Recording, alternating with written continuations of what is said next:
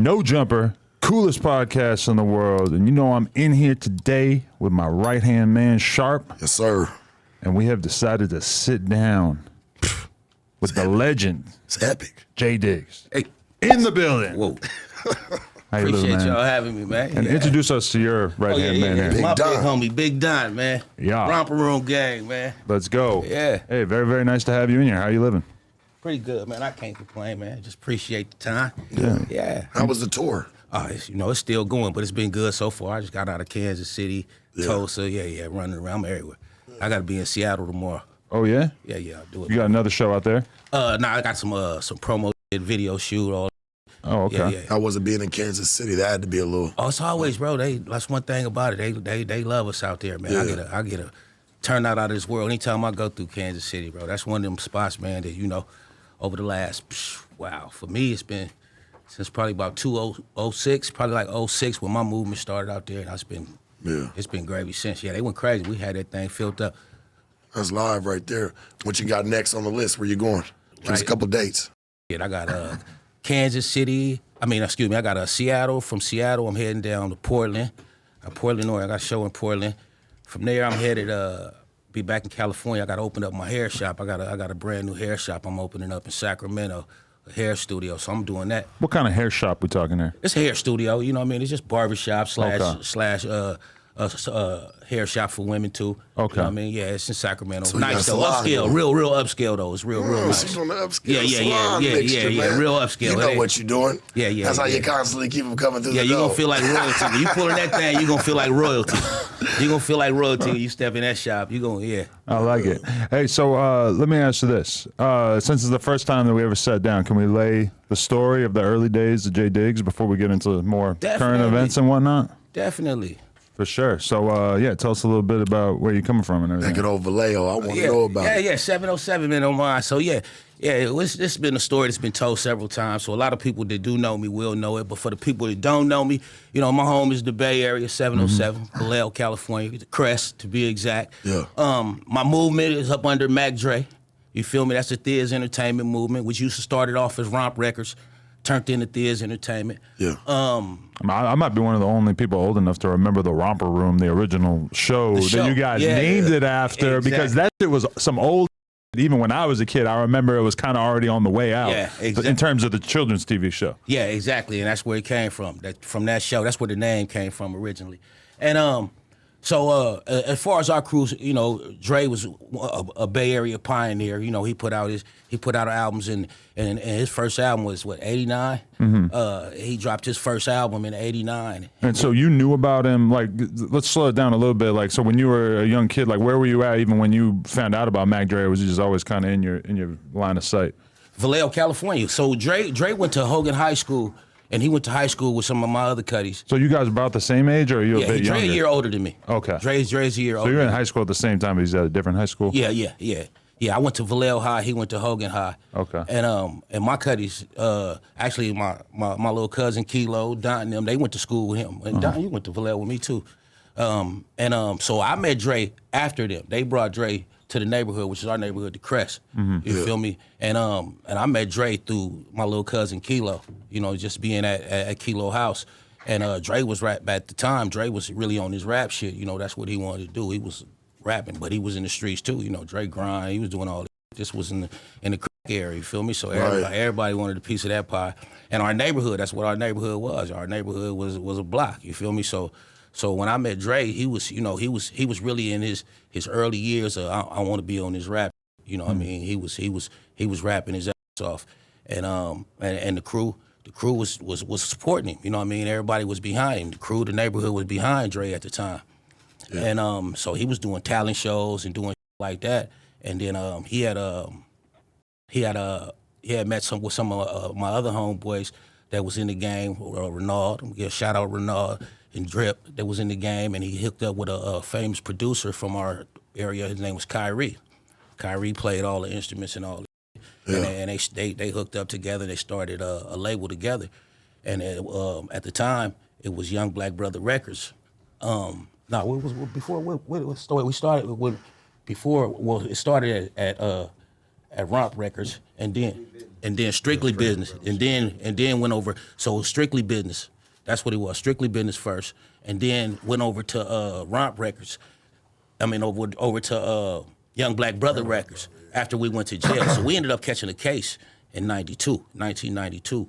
Dre ended up catching a case with me. He ended up being my co-defendant. But how did you end up actually working with him or doing music with him, or did you guys unite on more of a street level at first? He was the rapper first. I was rapping too, but he was the rapper first. Like you said, he got brought over to the neighborhood one day. And voila. He was the rapper. That was always his passion. You feel me? I rap too. I was in the game. I rap too.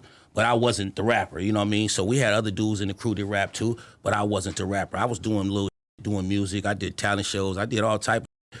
But Dre, we knew Dre was the dude. We knew that was the dude. He was the spokesman for the crew. Yeah. You feel me? It seems different though down where y'all from. Like it ain't gangs, it's blocks. Yeah, it's everybody neighborhoods. Crews, it's neighborhoods. It's neighborhoods. They don't really like gang bang. You know what I'm saying? It's families. It's not a Crip and Blood thing in the Bay Area, bro. It's where you from, what city you from, what neighborhood you from in that city. Yeah. And that's what it always been, bro. You know, we had to, for years, it's crazy because for years, bro, we had to really, you know, we one of the few neighborhoods that's a real neighborhood that don't got that. We had to fight that out our hood for years, our section, the Bay Area, you know, we went through a lot. And it wasn't like the flags didn't come down there. They used to try to come down there flagging and doing all that. Yeah. But it was up to us as the older OGs. Even my son, them, you know, we had to jump out on them at one time. Like, hey, nah, we not doing that out here. Don't really start that. Bloods and Crips were trying to take over blocks over there, and the blocks so kind much of trying to take over, just the following. The influence. The influence. You know, everybody seeing it. Everybody want to be part of it. Everybody got a cousin from somewhere to come down to the neighborhood, and he hanging in the neighborhood now.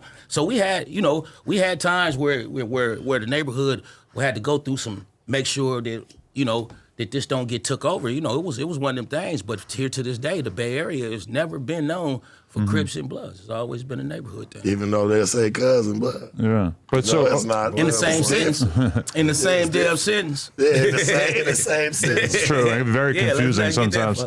So okay, but you were doing street with Mac Dre, or was it mostly just rap? So Dre was on his rap.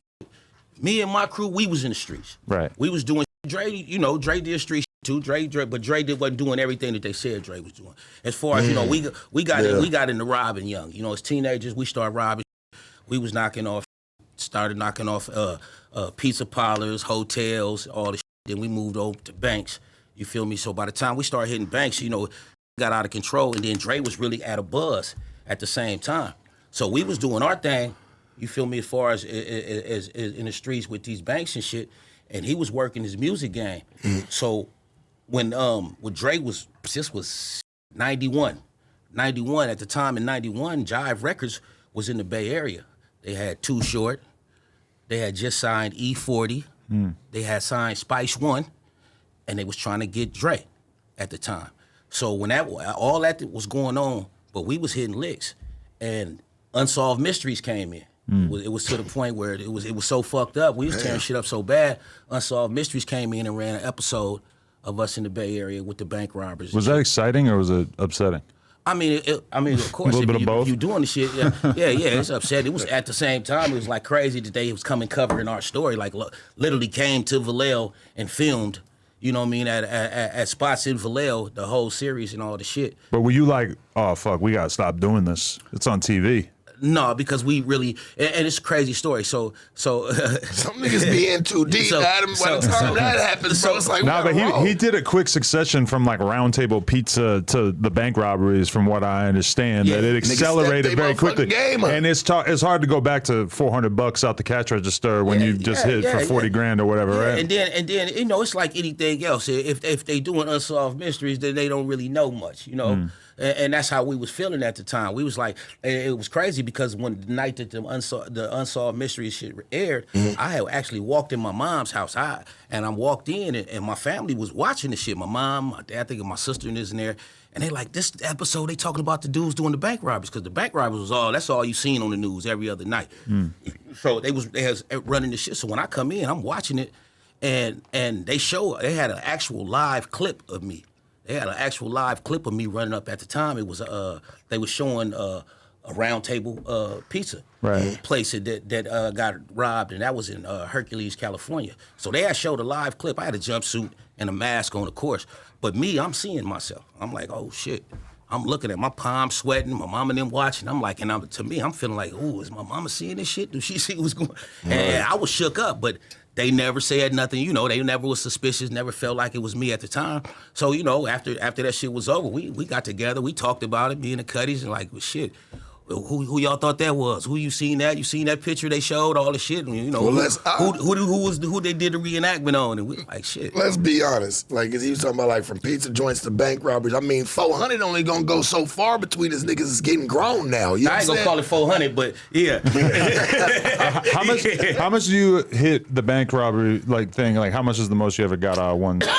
we did $1 and some change was probably the most that me and somebody else did. Damn. And that was you know, that was exceptional. Especially but it was back split then, up. that's pretty good, yeah. And it was split, and it didn't come like that. It didn't come like that regular. You had some Just drawers though, right? Yeah. This was drawers and boxes.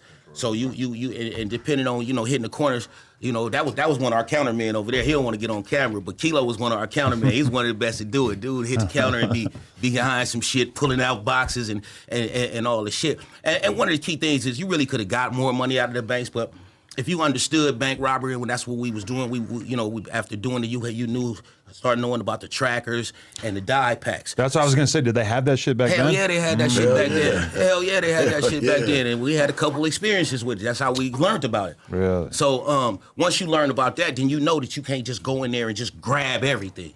You feel me? You got to be more careful when you're doing shit, grabbing, squeezing. You can shake it to fall right out. They just slip it right between the little money. They have little money that they give motherfuckers, or you know. And that was the thing with us. That's why we jumped the counters. You know what I mean? If you let them just give you, they gonna give you whatever the hell they want to give you. But if you go over there and get your shit, then you can pretty much. And you can't just grab like that. You had to grab, squeeze, and you can feel the die packs. You can feel all that shit in there. I got a question. Do you still, if you're scrolling through YouTube and you see a documentary about some crazy ass bank robbery shit, do you still have to click it and watch? Hell yeah, I gotta see who did what, how far they got. Because you're never gonna fall out of love with the game, right? Hell yeah, like you gotta see that, man. Like, You me, catch out the corner of your eye real quick, like, yeah, I seen it. This is some bullshit. I mean, I hope Michael Jordan's still concerned with up and coming basketball players. I don't know if he is, but he should be, right? Yeah, I would like to think he's still got a love for the game. Shit. I just wanted to see, and especially today's time, like with the technology. See, That's what I'd be interested if I were you. California Yeah. put plexiglass in banks. We the reason why that plexiglass is in banks. You can't go over counters no more because of us. You can't, there's no interaction. That's why all that shit was there, because we was jumping the counters, and that was at a time. And see, if you understood that, then you knew too that they couldn't push the button, that they wasn't supposed to push the button until the robbers was out the bank. So, because if they pushed it too early and the police get there, you're going to cause a hostage situation. Right. So, knowing all this made it easier if you knew that, hey, if we get in here and we do this shit right, they can't even alert the police until we out the bank. You understand? Right. So, with all that understanding, we executed and we killed the game for a minute. Like, we really killed the game, and then it just... What happened? It just started getting harder? Domino fail, slip-ups. One of the first was a robbery out in Richmond with some of my crew. They had a bank robbery, high-speed chase. They came out the bank, and the police was outside. That was one of the first ones, and they had a high-speed chase. Another one was a whole nother high-speed chase too, across the bridge, shootout with the police. Oh wow! So yeah, it was all kind of little shit that just everything started leading to Vallejo then. So you were ready to have a shootout with the cops before you just handed the money over and went to jail? At that. Hey, I gotta ask. For me, I'm picturing as soon as the cops are on me, it's like, all right, I give up. I mean, it's one of them situations, and it's crazy because the way they had set us up, they literally set us up to put us in that kind of position, and it was lucky that we noticed before they did it, because they followed me, Kilo, and Mac Dre to Fresno, California. They followed us. Knowing that me and Kilo was going to rob a bank. Oh, you're talking about the one that you actually ultimately got caught on. Yeah, the one right. we Any one of your homies ever got hurt on one of them ventures? No. Did anybody get hurt? No, ain't nobody get hurt. As far as like the shootout shit, you know what I'm saying? No, like anybody the ever bullets got was hit? going at the police. No, I'm sure that was happening. But I'm just saying, I'm sure they shooting back, you know what I'm saying? It's a shootout. That's how you have a shootout. Actually, they had swung the door open on the bridge and shot at him while they was behind him to get him off of him. The police didn't even get a chance to return fire. Then they jumped out in the neighborhood and broke, and one got caught, one got away. And then that was kind of like one of the first leads. Like, okay, this is going back to these niggas over here. Let's go start investigating. And truthfully, that's when everything should have stopped, but niggas gonna be niggas. You were addicted. Sure. You were addicted to the money at that point? Yeah. The whole movement. You know what I mean? It was just like, you know. And it was just a totally different level of speed when it comes to getting money versus like selling crack seemed like real slow in comparison. Yeah, definitely. Like, bro, it was 5 minutes, bro. Like, you literally, you feel me? And when you did it, like, it became, to me, and certain few individuals that I dealt with, it became more like a job. Like, instead of getting up and going to the block and standing outside was getting up, riding past shit, looking at how it go. Looking like. Yeah, see what this shit looking like. The parking lot, how close to the freeway it is. Yeah. You feel me? Now I call one, Cuddy, I see one that looks sweet, man. It's right by the freeway, right by the exit. We can get on, bam, get to the bridge, and you feel me? So it became that. And then it came to the point that, you know, our crew was literally based like 11 people. So it'd be like 2-3 niggas that get together and go do some shit. The other crew don't even know. And niggas be like, man, y'all, was that y'all yesterday? So you weren't expected to have everybody in on everything? No, okay. You couldn't do that. It wasn't enough money to slick like that. Nah, that's what I'm saying. Yeah, we'd get together. That was my go-to man over there, Kilo, me and Kilo. But he was everybody. Everybody tried to get Kilo with him because he was the little fast motherfucker. Everybody wanted Kilo with him because he gonna hit the counter and he gonna get it. Damn. He gonna get it. Yo, this shit must seem like the good old days because nowadays with there being a million fucking cameras on the highway and shit, it probably seems like a completely different game, right? That's what I'm saying. Today's technology, you couldn't do what we did. You would have to do something else. But you were the start to help that technology. Yeah. That's what we're saying. You trained the cops, basically, yeah. Or gave him somebody to target at the very least. So, okay. No, most definitely. How often was Mac Dre rolling along for this kind of stuff, though? He was just like on equal footing with y'all, or not really? He never rode on a lick. Dre never rode on a lick. We knew what Dre was to the crew. Dre was supposed to be the one. That was our Michael Jackson, bro. He was the one. Get us out of here. You feel what I'm saying? Get us out of here. We gonna do the other shit. You feel me? So the only reason why that Dre even ended up with us on that particular time is because, backstory, maybe 2 weeks before that, 2 weeks before that, we had a show. Dre was just cracking, his first show out of town. Yeah. And it was in Fresno, California, and the show was with Ice Cube and Dub C in the Mad Circle. And Dre was opening up, and he took us, the crew, and we all went down there. Now, this was at a time we had already fucked the Bay Area up. We tore everything up. So while I'm out there being me, I'm scoping shit, and I tell my little cousin Kilo, I see some sweet shit. This town virgin. Yeah. It ain't ready for it. It ain't happened out here. They don't know nothing about it. Right. Let's come back. We had met some little bitches out there, so it was perfect. We're like, okay, we locked in.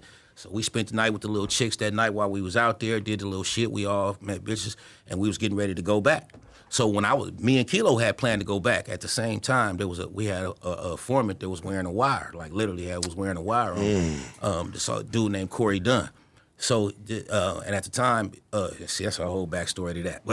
I got that's cold right there. Yeah. So we had a informant was in the car with us at the time when so that morning Kilo called. And this was a nigga y'all knew. Yeah, y'all knew him very well. The informant was actually a dude who used to steal cars from me. That was his job. You feel me? Okay, yeah. He was a car thief. I called him, hey, bro, I need you to give me a car. But he knew what they was going to be used for, so I used to give him a little extra because they going to end up on the news and all the shit. So he knew what time it was. And he did this for a minute with no problems. But he fucked around and caught a case on some other shit. Yeah. And while he was sitting in there with his case, they came and pulled up on him and told him they pulled his fingerprint off of a car that was used in a robbery. And they said, we know you ain't doing no robberies, but you a car thief. You've been stealing cars since you was 12. You know who doing it. And ultimately, trying to get out of the case that he did, he turned around and said, yeah, I've been stealing cars for J. Diggs and the Romper Room and blah, blah, blah, and boo, boo, boo. So then they turned around and told him, well, okay, you need to wear this wire and go get him to us. So they let him out on that case, and he came and got back up under me, not even knowing that he had caught this case. He come get back up under me, and then at the time, I'm like, okay, we finna go back out to Fresno. So I say, I'm gonna need you to come to Fresno with me and get me a car out there for me and Kilo. So in the midst of this, he asking me like, bro, can I drive for y'all? I just got out on some other shit with my baby mama. I need some bread, boo, boo, boo. I'm like, okay. He's never drove for y'all before. Never drove. He just got the cars and dropped them off, and you chip him off a couple extra for it. Exactly. This particular That's time. awkward right there already that he wants to drive for you. Yeah, but this particular time, we're going out of town, too. So in that way, you're right. Well, actually, but we're going out of town, so it's normally me and Cuddy. So I'm like, okay, we're gonna let you do. We get a car, I'm gonna let you go ahead and drive for it. We'll throw you something. So it's now the morning that we supposed to leave, I'm literally at Dre's house. He got a studio at the house. We working on some shit, some music that I'm working on. Yeah. And I'm talking to Kilo. We finna get ready to leave. Dre hear me talking like, bro, where y'all going? I want to go too. I'm like, oh, bro, we finna go down to Fresno. He take this shit off my mom drive. We're finna go down to Fresno. Yeah. He say, but y'all going? I want to go. I'm like, man, we finna go do the whoop-de-wop, Dre. You know how we get out. He like, man, I got a little bitch down. I got a little bitch I met when we was out there, bro. I stay at the hotel, man. Y'all come get me when y'all done. Yeah. So, okay, fuck it. We let him ride. We get out there, do all the shit, get the little chicks, go through the mall. He's signing autographs. We doing all the shit. We supposed to go get the car that night. So we got our separate hotel rooms. He tell us he going to get the car, call me, I got the car, okay, bam, we see you in the morning. That morning come, we get up, me, Kilo, him, we go downstairs, we in the car. And the red flag, first thing I noticed when we get in the car, like he didn't gave me 20, 30 cars. First thing I noticed. So it's nothing new. Yeah, first thing I noticed was he had the ignition was blew out. Like it wasn't, he used to hit the steering column and all the shit and give me the little screwdriver and go. And this was, the ignition was blew out and he took some needle nose and did some shit like this. And I'm like, man, bro, you ain't never did that. He's like, man, yeah, I was trying to find cars all night, blah, blah, blah. So I overlook it. And then so we get over to the bank. Now we in downtown Fresno. We got a lick. We finna hit downtown Fresno, hit this Bank of America down there. So we slide by, we pull up to the parking lot. So me and little cousin, we in the car. We literally finna get out the car and I notice a news van across the street.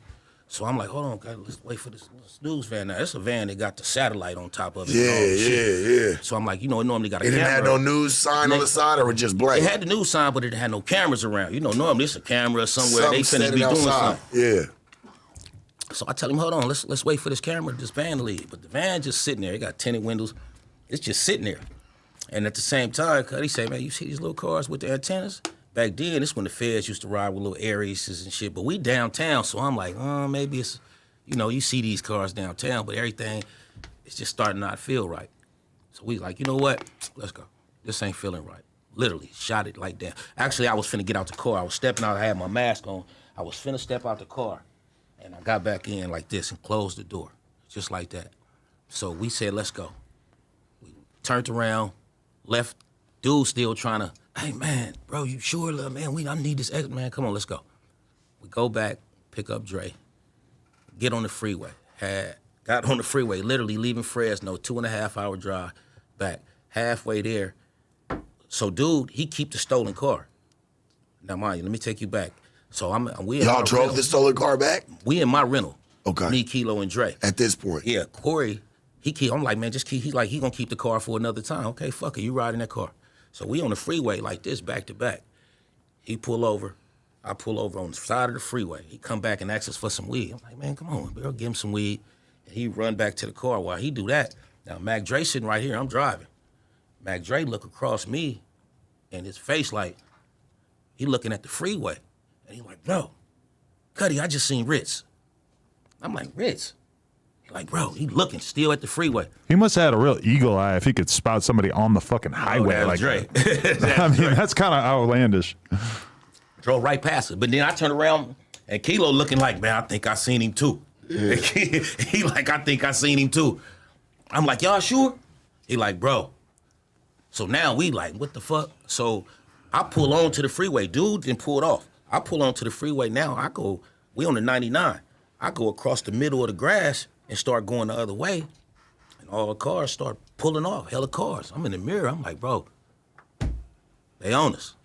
Ain't none of them they all undercars. They all type of shit. Trucks, vans, all type of little shit. So they busting U's on. I'm like, bro, we finna go down. So we light a joint. We was smoking joints back then when no backwoods. We light a joint. We talking. I'm like, bro, you already know. We ain't did nothing. Dre was at the room, me and Kilo, we ain't did shit. Like, so we like, it's hush mouth. Smoke the weed, next thing you know, a car pull up from about 1.5 miles back up one with lights, pull us over. They sent a helicopter on us. Cars, they jump out with all type of AKs and shit. It's all the feds. Sacramento feds have followed us from Sacramento, hooked up with the Fresno feds. They followed us for another day and a half. Their plan was to let us go into the bank and was gonna come out and... That's when they was gonna get you. Yeah, it was gonna, or they was gonna have to kill a nigga, one of the two. One of the two. But they ended up charging you with it regardless, even though you didn't actually do it, right? They charged us, didn't even step out of the car, bro. They charged us with conspiracy, which is the planning, which that's we was conspiracy, and attempted bank robbery. They said we took substantial enough steps towards the bank robbery. That's how that shit be. Meaning that we made the planning, that all the shit saying that if we wouldn't have seen the van, because they had the recording, they hearing little shit about us saying, man, this news van, saying that we took all the steps and we wouldn't have seen the van, that we would have robbed the bank. So that's an attempt. We pulled into the parking lot with intentions to do it. And we went to trial on that. We like, hold on, hell no. What is that? You know, like, how is they gonna give us an attempt and we ain't even got out of the car? Yeah. Now, mind you, we 18 and 19 years old. Kilo 18, I'm 19. Dre 20 at the time. So we like, fuck it, we going to trial. And Dre, they give Dre conspiracy. Now, mind you, Dre ain't never robbed a bank or nothing. Did Dre know what we was going to do? Yes. So technically, that's a conspiracy. Because we rode in the car together, he knew what we was going to do. Right. But so what? He at a hotel getting some pussy, doing whatever the hell he doing with another chick while we doing what they doing. You're a part of the conspiracy. So when what they plan was to charge him with the conspiracy and get Dre to fold. That was their thing. They was like, okay, we get him, he can give us everybody. He can give us the whole romper room. Because there's other niggas, like I say, there's other niggas in the crew. This just us caught. Some other niggas in jail, other niggas on the streets. So he can give us everybody. So they was trying to pressure Dre. So Dre went to trial too. Dre like, man, we all going to trial. So we all go to trial, bro. We sitting just like this at a table. Me, Mac Dre, Kilo, all three of us. We go through a 2-week trial, do all the shit, and they come back, find us all guilty. They give Mac Dre 5 years, give Kilo 8 years, give me 10 years. You thought you were going to beat it, or did this seem like it was already not going to go well? No, I mean, shit, really thought we was going to beat it. I'm thinking how, at the bare minimum, they guilty for conspiracy. Yeah. But here's the catch-22. The informant never came to trial. So my lawyer, who I paid $60,000 to, tells me, if he don't come, we got this. How'd you convince him to not come? So, well, we didn't convince him. You sure? I don't think they could try you for it now. So what did they? So they did some wild shit right here, no? So you were thinking it too. But that's the cold thing about it. That's what the DA did. The DA painted that picture. The DA said that some members of the romper room crew had kidnapped him, and what they couldn't get a hold to him, and that his mama and them told him that he had been kidnapped at one point, and told if he come to trial that he was gonna be this, that, the other. They said all type of shit, and they said this in front of the court, where it got to the point they told him it got to be, he couldn't say that, it got thrown out, but they had already said it in front of the jury, said all this bullshit. You know, it wasn't unproven shit, it was just hearsay. Then they started pointing out people in our courtroom that was members of our crew and saying that they here to intimidate, because the courtroom, mind you, was full. When we was going to trial, the courtroom is full to capacity. It's all on the news. Mac Dre, romper rooms, all the shit. And like I say, this was the breaking of the dudes behind all the bank robberies to them. This is, oh shit, it was all the time. This was them. You feel me? So this was crazy news back at the time. So with that being said, we all, like I say, we all get found guilty, get sent to the feds. Mac Dre do every single day of his time at Lompoc Federal Penitentiary.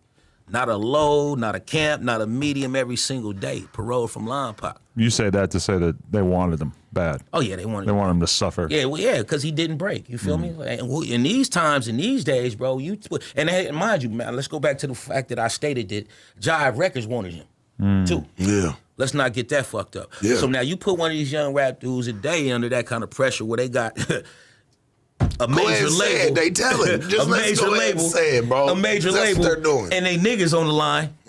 Which, because he could have easily walked in there. Dre could have easily went home within, yeah, I know everything. Yeah, Kilo, Diggs, Don. He could have did all that shit. They would have gave him a trophy to get up out of there, and he could have went right back to his career. You feel me? But he didn't do that. He went to prison, and that's why a lot of people be like, well, why you go so hard for Dre? And I just told you. That's why, right I there. just told you. Because it could have been way more greasier. He gave up his career, my nigga. He gave up his career. He gave up his career. I'll be the first one to say that. You feel That's me? live. I apologize to his mama when that happened. You feel what I'm saying? Our whole family sat in there and watched us go through that whole shit. And like I say, he is the only person that I can say from the bottom of my heart on every child that I got, and I got 10 of them, that I know went to federal prison for something he had nothing to do with.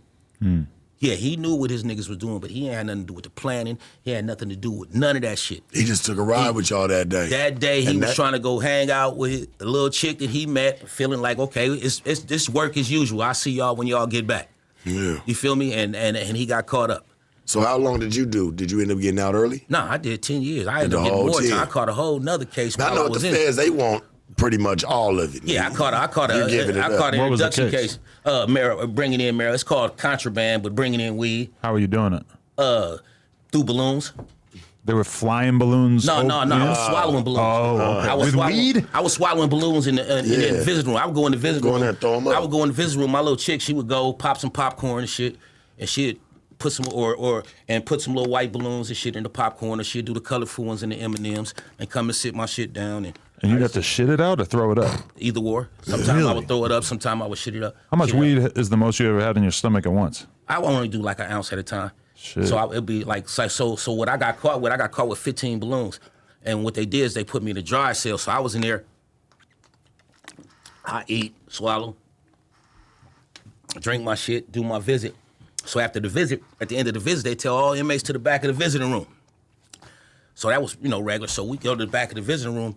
So on this particular day, it was a long-ass line and everybody waiting. So I tried to go to the back, open the door like, bro, let me go use the bathroom. And, trying to look, I opened the door. They got all kind of lieutenants and shit back there. They like, oh, no, come on, Diggs. I'm like, oh, no, I wait. They're like, no, come on, Diggs. Glad you popped your head on up in there. They was already in there getting their whole shit together. How do you think they knew? Huh? How'd they know? Cameras. Cameras. And what it was is they was already, I was every time I would go on a visit, somehow they had the best weed on the compound. You start smelling that shit everywhere. People start talking. All this shit. I mean, it's only a compound. You feel me? People start figuring it out. Yeah. So they start, after a while, I had been on the compound for a minute, so after a while, they kind of figured out that I was one of the people bringing in weed. And you were smoking it and selling it? Yeah, hell yeah. Okay. Yeah. Hell yeah. It just feels like, because how much is that shit going for at that, oh, shit. Must have been a lot, right? Literally, bro, in prison, you could take an ounce and break it down of weed and break it down to about $3,000, bro. And 1 ounce. You can literally niggas up in there smoking. Yeah, nigga, it's. Yeah, what was the preferred method of ingesting it? Because you weren't smoking no woods in there, right? Nah. Oh, we would tear everything from the wrapping around toilet paper to Bible paper. It depended on what you could find. Again, they sold cigarettes at one time. At one time, when we first came in, they still sold tobacco, so we would get the little. They sold Black and Milds and shit like that. But then after that, when it started getting like that, we would just start bringing it in and making sure they had papers or whatever else with it. We had Zags. Make sure you put a whole balloon full of Zags and all the shit. And then eventually it got, at one time, we had the COs. It was different times. But when I got caught, I was bringing it in myself, and they took me to a dry cell. They made me shit into a pan, and they came in with cameras and watched me use the bathroom, went and played. You feel me? This must have been... Yeah. Was this a humiliating experience? Yeah, definitely, bro, because, they had me in a cell, like, literally with the light on all day, no bathroom in that motherfucker, had a slab of metal in the middle of the room, you feel me? And it's in the hole. I'm in the hole, so everybody got all the big wigs come walk through there every day. They come and they looking all in there. Oh, yeah, what are you in there for? They telling all my business. I ain't in there with just some boxers on. And, I'm in there going hard. When you in a hole, you start going hard. You going, fuck y'all, all the shit. Because what happened was the lieutenant tell me, he said, bro, you give me, matter of fact, it was the captain. He said, you give me 3 clean shits and I'm going to let you out. So when I go in that thing, I go in there the first night, I give him a little bit, clip it off, They go play in it. Clip it. Yup, they go play in that. They go play in it. Yeah, this real shit, bro. Let me tell you, this prison shit. They go play in it. Come back, okay, you clean. You feel me? They literally coming down in my room with a camera, a bedpan, and all this shit. Like, so you're so in control of your own bowel movements that you're able to sort of like shift the balloons up and move the shit down? I'm not shifting them, though. No, but you want to, right? They hadn't moved all the way. He said they got to give him 3. So he's like, he don't give a fuck, nigga, if it's a little nougat. Yeah. Nougat. That's 1. Yeah, that's 1. Give you another one, that's 2. Yeah, so wait a few hours. It's shit like Russian roulette, nigga. He's hoping every one come out. I'm praying don't nothing come out. So literally, I literally had gave them 3, right? So they tell me, okay, well, you got to wait till the captain come in the morning, and woo. So the captain come in at lunchtime, like, and he come in there, he tell me, he say, Diggs, you know I told you 3, and I normally would be 3. He say, but you know, he say my informant's normally not wrong. He say, you give me one more clean one. Bro, the next shit I gave him 15 balloons, bounced out of me, it was everywhere. I was like, he was a straight mule up in that bitch. Came out at one time. It was over. Yo, does it feel different smoking something knowing that it has passed through the human body? I mean, shit, when you in prison, that shit is whatever works. Motherfucker ain't think about none of that. We just happy to have it. Next shit I smoke, I'm gonna be thinking about that. I'm gonna be so thankful. Bro, yeah, be thankful, bro. This is a beautiful place to be, because that shit up in there, bro, it's a different way of life. Yeah. And you know what I mean? And we went through it. This nigga 18 years. He did 18 years in that thing, man. I got all my niggas, like I did, my 10 years that I did was short. Mickey Kilo, I got a nigga just came home from 27 behind bank robbery. 27 years. Yeah. They give out sentences like that as like getting a 5 or 8 year sentence. Is that kind of thing of the past with the bank robberies these days? Well, shit. I mean, I don't know if it's I don't even know what they're giving for bank robbery right now these days. But back then, bro, if you got caught red-handed coming out of a bank, bro, you was finna get you had some time to do. Our situation was different. Like I say, we was just a conspiracy and a tip. Yeah, they caught y'all on a freeway somewhere. Yeah, these niggas got caught bank robbery. He got a real bank robbery caught right after. You feel me? So it was a different thing. Then what's more, our crew fell like dominoes. Our whole crew went down. Oh, really? You think it was that same rat, or you think it was just it was just the fact that they was on to us. Okay. And niggas was hard headed, wasn't stopping. It was still doing shit. What happened to this dude who ratted on y'all? Was he like allowed to come back around after that with anyone, or was he blacklisted? Me and him. When I first came home from jail, it's crazy because when I first got out of prison, this nigga had a house probably like 3, 4 miles in the cuts from my neighborhood. Yeah, the informant. This nigga had cars in front house, everything. Me and him went to war when I first. I talk about this in my book. I really got a book. Wait a minute. How do you go to war with him? Oh, we had literally had a shootout in Vallejo in the streets. Like, right after you got out? After I got out of prison. Hell yeah. Damn. Hell yeah. We had a shootout right in the middle of the streets. I was on his head. Like, I was tripping. I came home ready. I was crashing out. Yeah, I ain't gonna lie. Like, when I first came home from prison, bro, I had a whole different mentality, bro, because first of all, my thing with informants and snitching is zero crazy policy. Because I just did 10 years behind dude. So I had so much anger built up towards him while I was doing my time. That's all I was thinking about. I was like, man, I'm on this nigga as soon as I see him, as soon as I get home. Like, ain't no way we could be in the same city. So, when I first came home, it was all out war. You know what I mean? We seen each other 2 times, and both times I tried to get on him. And then I ended up moving to Vegas, and while I was living in Vegas, he ended up getting killed in 2010 on some other shit. You feel me? But he had so many people on his head for different shit that he was doing, you feel me, that it was just inevitable. Damn. So yeah, he dead. He's a dead nigga. I guess you don't feel too bad about it? I don't give a fuck about none of that shit. I was dead for 10 years, bro. Man. Yeah, he said I was dead for 10 years, bro. He took me away from my family. That happens. Shit happens. Wow. So you were just getting into too much crazy shit up there that you decided to move to Vegas?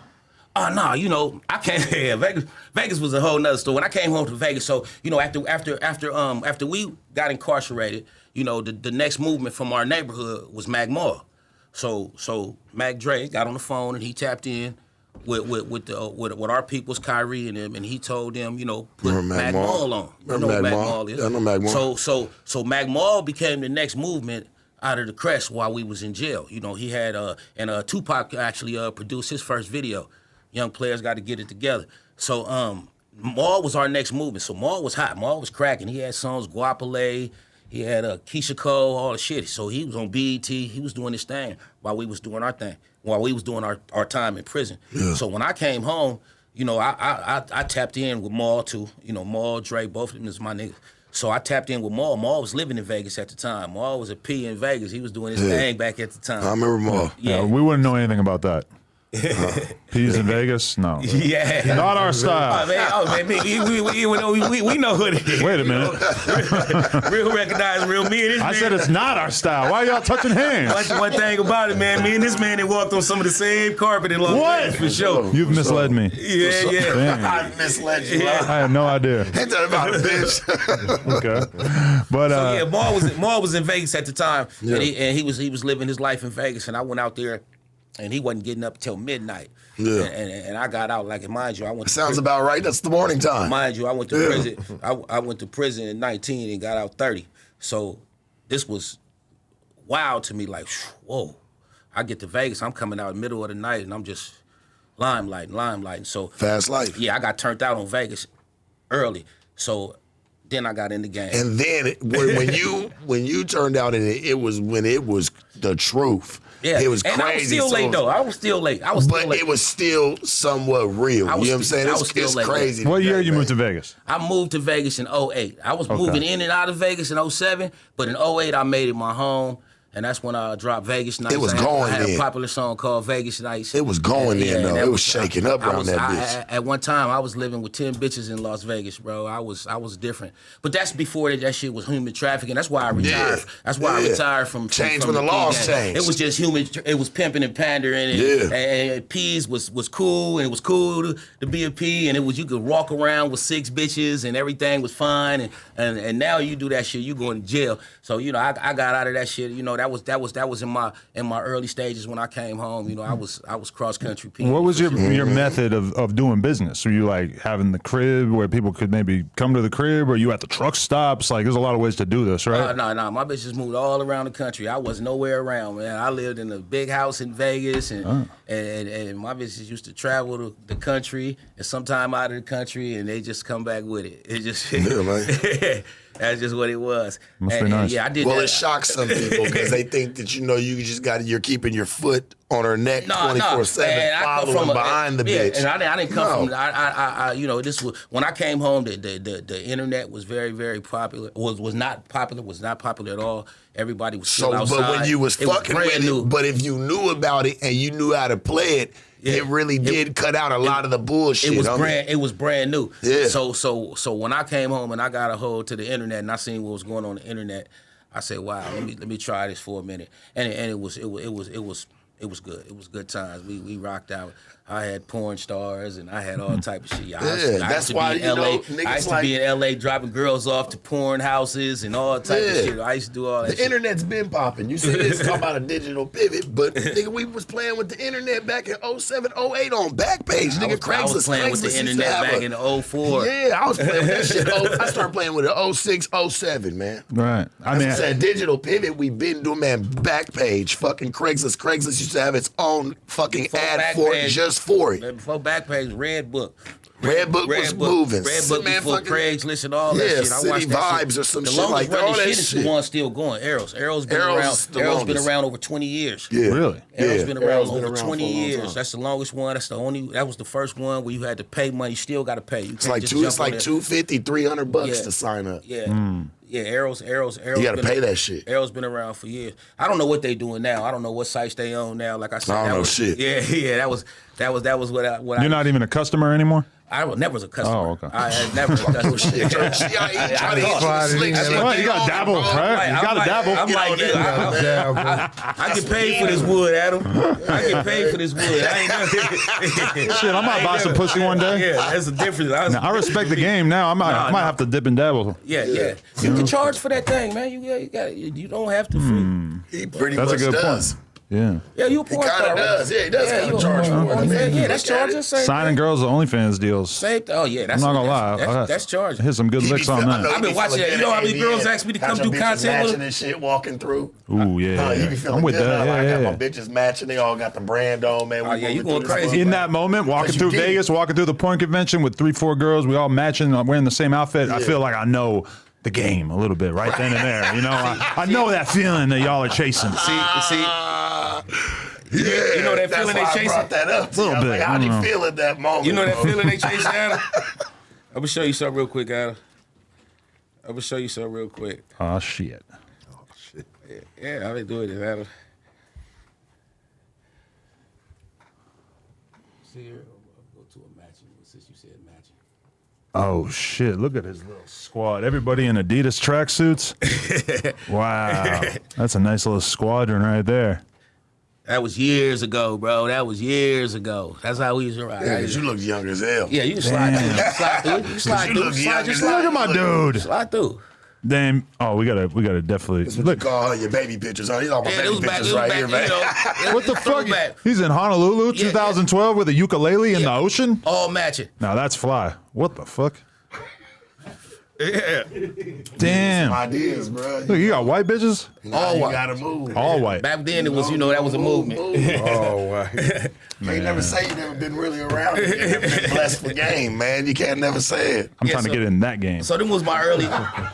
You don't want to do that now. That shit over with. Fuck it. Don't do it, I Adam. could do my time. He said I could do my time. I'll be swallowing balloons full of weed in there. They throwing the keys away on niggas now, man. You don't want that. Man, let's talk about your music career, though, man. Like, how'd you really, because you say you wasn't really fucking with it. Like, y'all looked at Dre as, we rap, but that's really his thing on the professional side of things. When did you say, fuck it, I'm about to get professional, too? So, as far as professional, I just had the avenue. So when I was in jail, I was rapping through the times I was in jail. And then when I would do shit, we had shows and everything in jail. Right, so of course. I would come out to the pound and I would do shit on the pound and everybody would come out. All the real niggas, they wouldn't even come out they cell to go to chow sometime. Used to come out and listen to me, do my shit because I used to talk about real shit. Anybody know my music? I used to roast snitches. I used to go to the hole after shows because I'd be talking about snitches on the compound. They'd have been and warned me like, bro, we told you can't say that. You know what I mean? But I used to go hard, bro. I just kept it 1,000. That's one thing about me and my music. I always kept it 1,000. I always told stories, real life stories. So being in prison and getting the support from them and real niggas saying, bro, you the truth. Yeah. Go ahead and fuck with it. And then being able to come home and having Mac Dre. Mac Dre came home 5 years before me. So that got him a chance to get back on his shit. You see me? So by him being able to having an avenue for me, it made it easy for me. So I came home and I just followed suit. When I first came home, Dre pulled up on me at the halfway house. He say, look, Cuddy, bro, I'm glad you home. He say, bro, we on this rap shit now. He say, bro, we not robbing. We not doing none of that shit. I need you to stay focused and fuck with me on this shit. And that's what I did. You feel me? At first. But what was it like seeing him go from just like a dude that you were growing up around to seeing him become like a fucking huge movement where all of a sudden you got like countless people copying him, want to be just like him and influencing music so much? Like, what was that transition like? It was super dope. It was crazy to see because, like I say, when I came home, I was 5 years later. Yeah. He was home already. So one of the first things we did, we had a good ass head start on you. Yeah, we went to a show. We all jumped in the car. We drove down to I think it was Olympia, Washington, and he had a show with Dre Dog there. And I never forget this. We was in the back. We pulled in the back and we came out. And when we came out of the show, and we came out to Too Hard for the Fucking Radio, one of his classics. And I'm looking, and it's 2,000 white kids singing every word. Now I'm fresh out of prison. Before I left, we did our first big show, and that shit was Fresno, and it was different. Right. And I seen this shit, and I'm like, wow, we way in Washington, and this was, I'm like, this is crazy. Like, Cuddy really got something going on right here. So I seen the movement as it was going. Like, we went to, he picked me up when I got out the halfway house. He picked me up, and we went to Hot August Nights in Reno. And, y'all know about it. And literally, bro, we pull up in that city. Car joint, right? Yeah, that's where all the classic cars at and all the shit. Yeah. And we pulled up into the city, bro. And when we pulled up and got out, we got out the car, bro. They like swarmed him like he was Elvis or something, bro, in the streets. And it was like, I'm like, like I say, I'm fresh home and I'm seeing this. And I'm like, bro, this is crazy. He really got him. He really had a movement. Because I didn't even go to like NorCal until like 2008 because I'm from the East Coast. But that's my memory is like going to San Francisco for the first time and realizing like, oh, everybody here is massively influenced by Mac Dre, who's been dead for a few years, but they still listen to him like he just came out. And that brings me to a big point, right? I'm glad you said that. Because, so here you had JT the Bigger Figure. Who I had on recently. Yeah, I had recently. I'm sure you had a good time watching that. Yeah, I loved it. Actually, I'm glad you did the interview because he took back a lot of the lies he said before, which was big that I'm still gonna clear up over here. But one of the things that was said that he had said was that after Dre passed away, that I made all this money and I did all this extra shit with his movement, right? And that's not what happened. Let me explain something to you. When Dre passed away, right, we had a movement started. It was called Thiz Nation. So, and we had a plan. The plan wasn't even all the way into effect. The plan was to reach out and grab motherfuckers out the Bay Area and bring them into what was called the Nation, okay? Right as we were starting to calculate that, Dre passed away, okay? Dre's business partner at the time was my little cousin. When Kilo came home, Kilo and Dre started Thiz Nation together, Thiz Entertainment together. They was partners. It was Romp at first. All right, they started that together. So, naturally, his job as a CEO of the company is to keep this little movement alive. My job as his homeboy is to keep the movement alive. And that's what the fuck we did. We reached out. We kept reaching out to everybody in the Bay Area. That's where you got the Mr. Fabs and shit like that. Yeah. All them came into the Nation. You feel me? And we pushed a movement. We made Dre Face. That's the stamp. That's the record label. You feel me? Everything we pushed, we kept pushing. We made sure we not gonna let Dre name fade away. You feel me what I'm saying? That's something we always did. So we put out projects, the Nation did, with all these different artists for years, pushing this movement. Not Dre music. These were new artists, this me and all these different artists. That was all up under that movement. Now me, I am the honorary, let me say this, I'm the honorary president of Thiz Nation. Thiz Entertainment is ran by Dre's mom. She's the sole owner of that. She owns everything over there. Anything with Dre, if I want to use his face or something, I have to call her, okay? So he put out these rumors that I've been putting out all this music, and I left Dre daughter broke, and I took $12 million. First he said his mama too. He said all this stuff. He said his mama, his daughter, all this shit at first in his first interviews. He said we pimping his daughter. He said all kind of foul shit, and that's where Wack came with all that. That's why Wack got to saying all that extra shit. He said He said we had Dre killed, and then we turned around and then killed the niggas that killed Dre. This nigga was just said all kind of shit on the internet, but he was doing it for likes and views because he was getting all the likes and views. He's a good storyteller. He has a lot of stories he tell, and it be truth, and then he put his spin on all the shit. He was here, he did this, he did that. He tells all these stories, and that shit be full of shit.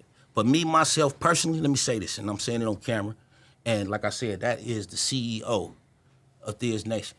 Me, myself, personally, I have never, ever got a check, a quarter, for anything with Mac Dre name on it from Thiz Nation, from any production company, from an Empire, from a Rap Bay, from none of his music put out, none of that shit. I do everything I do for this company on the strength that I am part of this company.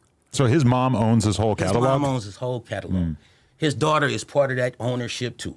You understand what I'm saying? That's beautiful, because a lot of times it ends up with a label owning it, right? So he came with this story, how is his daughter, how is I'm not taking care of his daughter, how is I'm not doing that? What the hell do you mean, bro? You said it in the first sentence. You said it in the same sentence. He said, oh yeah, his mom owns his catalog and rights, but what about his daughter? What do you mean? His mom and his daughter, if you go on her page, they holding hands together, they taking trips together and all this shit. That's his family. You understand what I'm saying? I don't make no money. I got my own catalog. I got my own label. I've been putting out my own music my own music for 15 years. Right. You understand what I'm saying? Like I pushed this. It's been on my neck for 17 years every day. I could be wearing Cubans. I could wear any goddamn chain in the world. Yeah. I keep this because this is the original custom. It's not the original one. It's the third one, but this is the symbol, Mac Dre, that I keep on my neck everywhere I go. Why'd you get it remade? Huh? Why'd you get it remade multiple times? Just to update it, just to update it different ways. That's dope though. Yep, just to keep it, you know what I mean? No, and I mean I've been close to a ton of rappers who died, and at some point there's always a conversation amongst the DJ, the rappers who are close to him, the family, whatever, which is like, we got to keep their name alive. Whether it's, you know, every time you perform, you do a segment out of your set where you play their songs, shit like that. So, I mean, you guys doing that and then people trying to like make it out like it's some evil shit is kind of crazy because that's what everybody does when someone passes, right? So here's the flip side of that. Now, if we would have just been pushing Theas and then still making all this music, they'd have said, oh, now y'all gonna forget about Mac Dre? Exactly. Now y'all gonna but because everything we do in the name of Mac Dre. That's what it is. We are Mac Dre's Theas Nation. That's what they say. Mac Dre Theas Nation. So it's up to us to keep his name alive. You can't come to the Bay Area and do a show and not say rest in peace, Mac Dre. Drake, where Mac Dre shirt just was out there last month. Every time. You feel what I'm saying? And that's because we make sure that you know that this is our legend over here. You feel me? It's my kids, that generation, they know about Mac Dre because of us. Mac Dre, all these kids is in hip hop right now, they wasn't around for Mac Dre music. We had to keep it in their face. Yeah. You feel what I'm saying? And that's hard to do. We've been having Mac Dre Day for 17 years. His mom does a big Mac Dre Day every year with Live Nation. His mom and his daughter sit up like presidents and watch their show every year while he's trying to speak about what they got going on. And that's why she burnt that cover, because he's speaking out of he just making up shit. He told a story about he sent somebody to beat up some dude that she was messing with, and I'm like, none of that shit is true. None of that shit is true, and that's how JT is. Where anybody that know him, know he's burnt every bridge he's crossed. If you listen to every story he got, every bridge he's crossed, he's burnt it with somebody. But you feel like he cleaned it up a little bit when in the interview that I did with him? Where he cleaned some shit up that he started. He cleaned some shit up because he had literally had people in my inbox. How could you do that to Dre? The back door on the back door. Like little people was literally thinking that me and my little cousin had something to do with setting Dre up. The two closest people, his co-defendants, the people that ride the hardest for him in the world. You feel what I'm saying? Like, what the fuck are you doing? I don't see that on me. That's like, weird. What the fuck you wear the nigga face on your chest every day. Every day. And on your arm. Not to mention, I had never been to Kansas City a day in my life. I'm fresh. I was still on federal probation. That's why I asked you, how is that being there? Yeah. That's why I asked him that earlier. Yeah, I was on federal probation. So I went to Kansas City and started developing relationships with Kansas City niggas the day after. Like, I flew out there on some other shit. You know what I'm saying? I was on some other shit. Hell yeah. You feel me? But at the same time, I'm an artist. So, of course, I'm going to still push my movement. And after Dre passed, I stepped up. Everybody had other artists on our label. They all did their thing. Everybody did their thing. But I pushed so hard that I stepped into a light where everybody knew that when they seen me, they seen Dre. And I made sure that. That was my whole thing. Like, this was his dream. I'm living his dream. I had all kind of other shit going on. You feel what I'm saying? When Dre passed away, I was laying in the bed with two bitches in San Jose with a Range Rover parked outside on a whole nother movement. Wasn't even really tripping like that with the music because I couldn't travel like that. So I was doing what you just seen. I was on some other shit. I had my own thing going on. When Dre passed away, we knew, bro, we got to go hard. We got to step it up for the Cudi. We got to keep the Cudi name alive. And that's what we did. We started Theas Latin. We got Latin artists all over this country repping Theas. That's a whole nother movement. Man, I even see you go back far, man, with fucking with the boy Big Meech. Oh yeah, bro. That's how I've seen pictures of y'all from back in the day. Bro. Like, now I know, like, they that's really my know bro, and that's why I be with his son right now. That's why I be with Lil Meech right now. I done took Lil Meech all over the country doing shows. I done booked him. I done paid for him to pull up and do shows in 3 different states. That's nephew. Yeah. How'd you know Big Meech originally? So I've been knowing Meech since 2003. So I met the whole BMF mob in Miami back then, and actually it's crazy because I started the album that put me on. I actually started that album, pretty much did like 80% of that album at Meech's house. So I met him in Miami, and it was at a time it was a Memorial Weekend, and this when BMF was going crazy. They had had a big movement. Meech had a club, the Crowbar. He had a club on South Beach that he was on. So every night, everybody would go to this club. So I was going down the street. We was mobbing down the street. It was a whole bunch of BMF dudes on the side of the street and all black with BMF shirts on. I was passing by, and motherfucker called my name. His name Big Cuz. Shout out Big Cuz. Diggs called my name. So they knew us, knew who I was through a DVD we had called Trio Television. And then at the time, when I first got out of prison, I was on BET, a show called Old Drama. So they had a documentary on me about when I very first got out of prison. That was on BET. So they knew who I was. So Big Cuz called me over there and it was talking, and they got to talking about the Trio Television and all the shit. And they was like, bro, you got to come by the mansion. The boss would love to meet you. Mm-hmm. So I went by Meech's house that night. He had a mansion in Miami. So I went by his house that night, met Meech that night. As a matter of fact, me, Meech, and Suge all met on the same night. We all met and we went and chopped it up and all the shit. So I started fucking with Meech. I was supposed to be out there a weekend, ended up staying there for a whole month, ended up recording there and all the shit. And me and Blue Da Vinci got tight. Yeah, no, we both was on our music shit. So right. That's how we even got to the shit with the whole Wack100 shit. So me and Meech, well, I'm fucking with BMF tough. I'm fucking with him. We tapped in. So we close. Yeah. So Meech ended up going to jail. So while Meech in jail, Blue Da Vinci had a deal with Koch. He had a deal with Koch Records at the time. So he had a tour set up. So he was like a real tour across this whole country. He was pushing a single that he had with Fabulous and Jeezy. And he was really chasing Jeezy chasing Jeezy around the country. Wasn't he the one that changed Jeezy's name, Big Meech? Wasn't he one? Because I think he went by the name of Lil J. He said, "Nah, that ain't gonna work." Yeah. Changed his name up on it. Yeah, his name was Lil J originally. That's how you would have knew him. Now we got a new Lil J. How's that feel? Like you would have knew him as Lil J. It wouldn't even have been Jeezy. Shit, I hope it ain't like the current Lil J. Switched this whole swagger. So this was at the time when I met him. This was at the time when they was just really pushing the Jeezy album was finna come out. This first album was finna come out. This was around that time. They was tearing the clubs up and really pushing his music, paying the DJs to play his music and all the shit. So long story short, Blue had a tour. So he called me, man, come on this tour with me. So I'm like, pack up, bro. I bring my crew, I bring some of my dudes, I brought like 6 of my bitches, and we went on tour with BMF. It's 20 BMF bus. We hit city to city. We started in Detroit at the Super Bowl.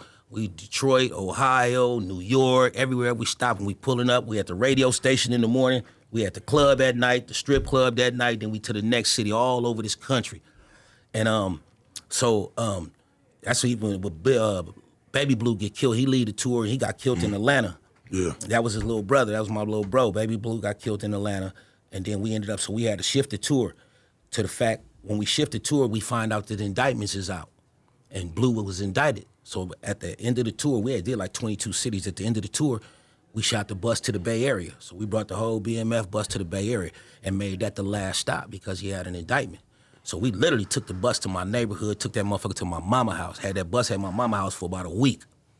And Blue ended up staying with me. Him and a couple other motherfuckers from the mob ended up coming and staying, living at my house, sent everybody else back.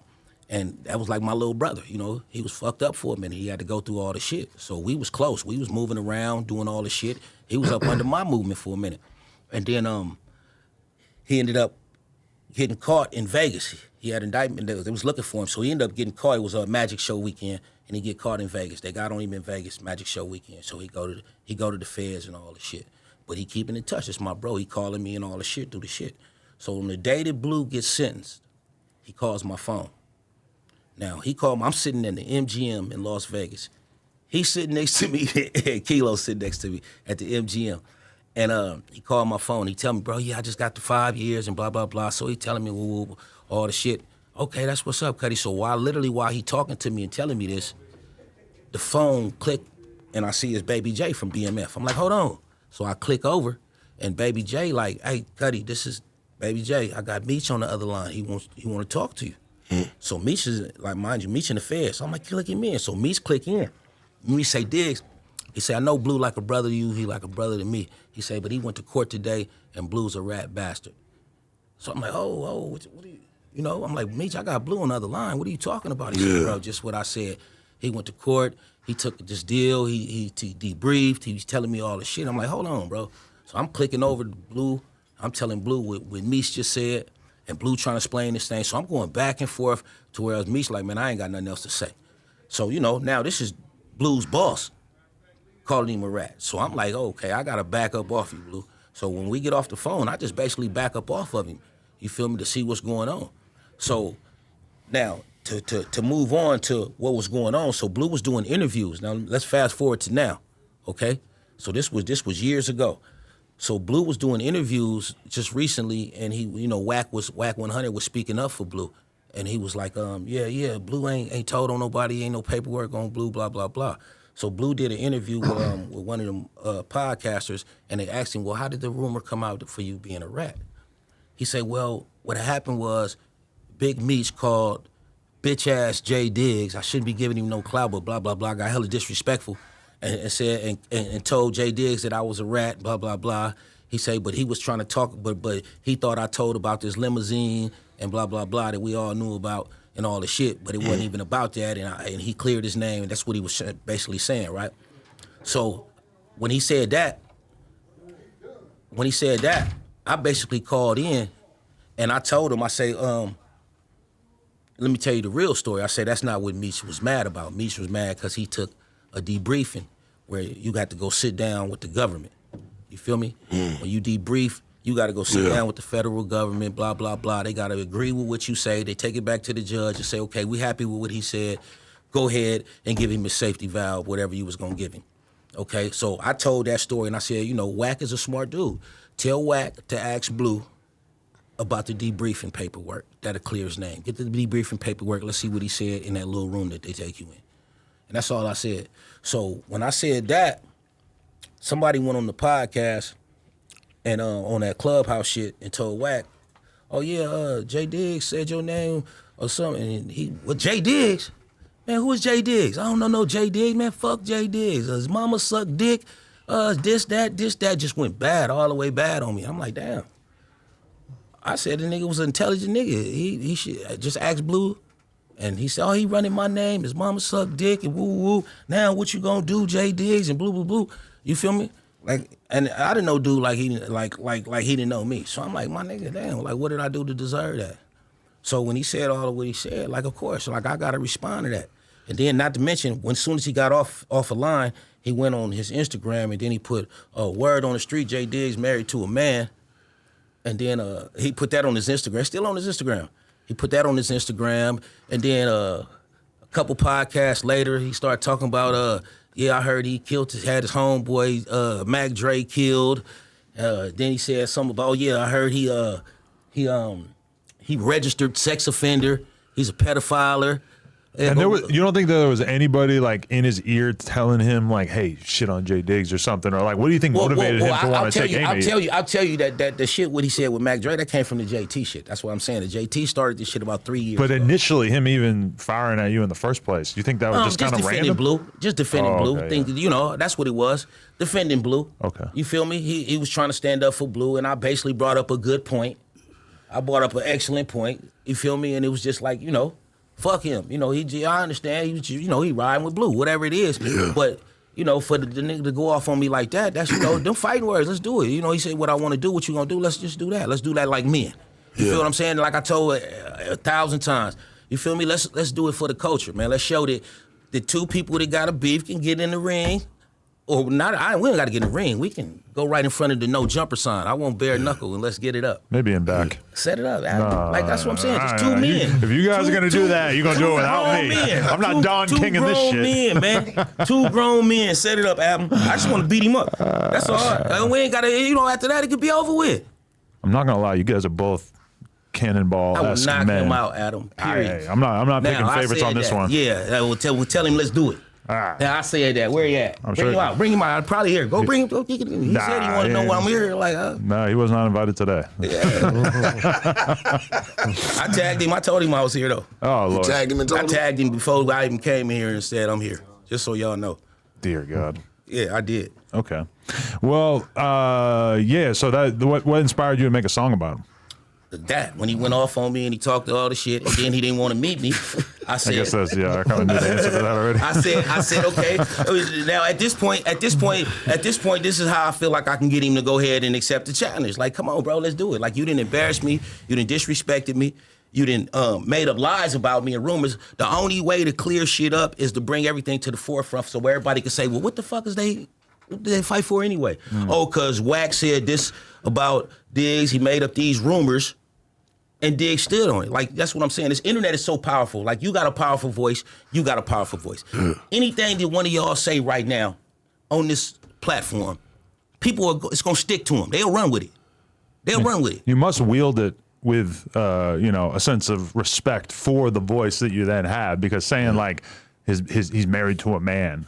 I mean, if you say that and there's no truth to it, kind of fucks up your credibility in the long run. And that's what I'm doing. I'm fucking up all his credibility. Because everything the nigga said about me was wrong. And you can go search the internet, all the shit. He said I'm registered. If I'm a registered sex offender, that'll be pulled up anywhere. Right. Pull that shit up. Yeah, that paperwork is easily found. Stuff like that and being married to a man is like, well, we probably could figure that out pretty easily if that was true, pull right? All that shit up, man.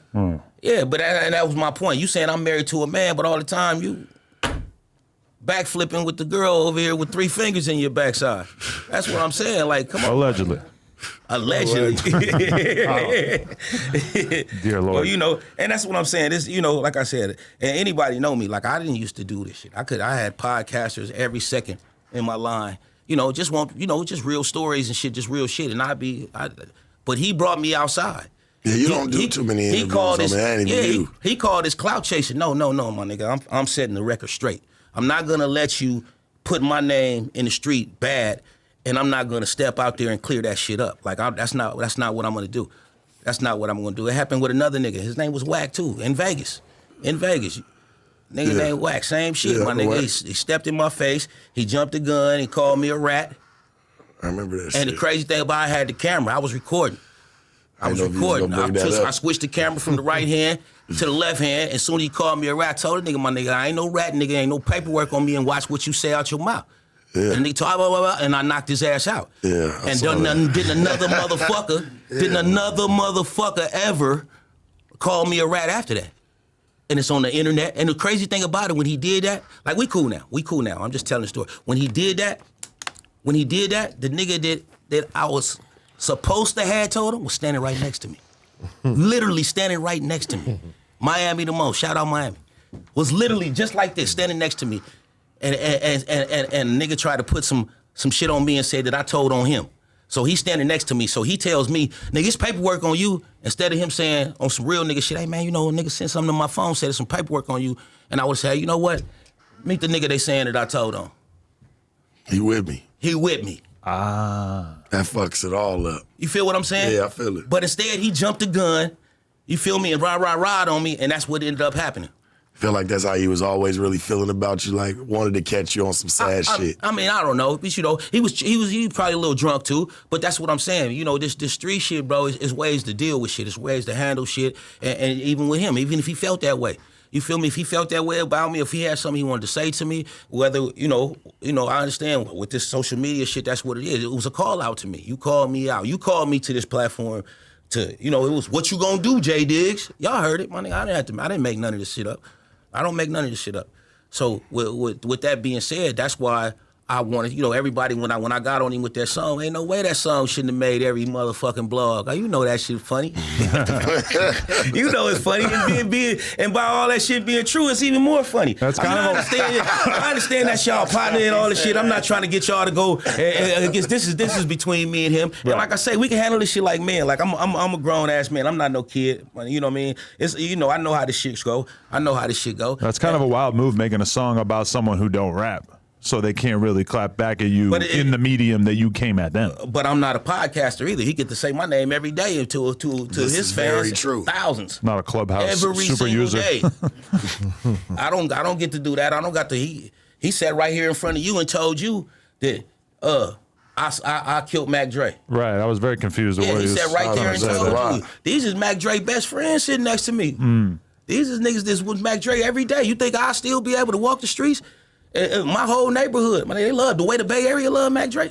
Like that was never even a rumor, bro. That was you said that was never a rumor until JT put it out in there? JT, the bigger figure, was the first person that ever said that shit in history. And like I said, our story is written in stone. That's why I'm been able to do what I did in this game, bro, because I fell up under this Thiz movement, and they know what I was to this shit. They know how I pushed this movement. They know how I feel about Dre. They know this story. This story been told on BET, American Gangster. It's been told on Crime and Reason, Crime and Punishment, been Netflix, Vlad TV. Vlad started his Vlad interviews off him. The first interview he did before Vlad TV was with me, when he came and did Ghost Ride the Whip interview.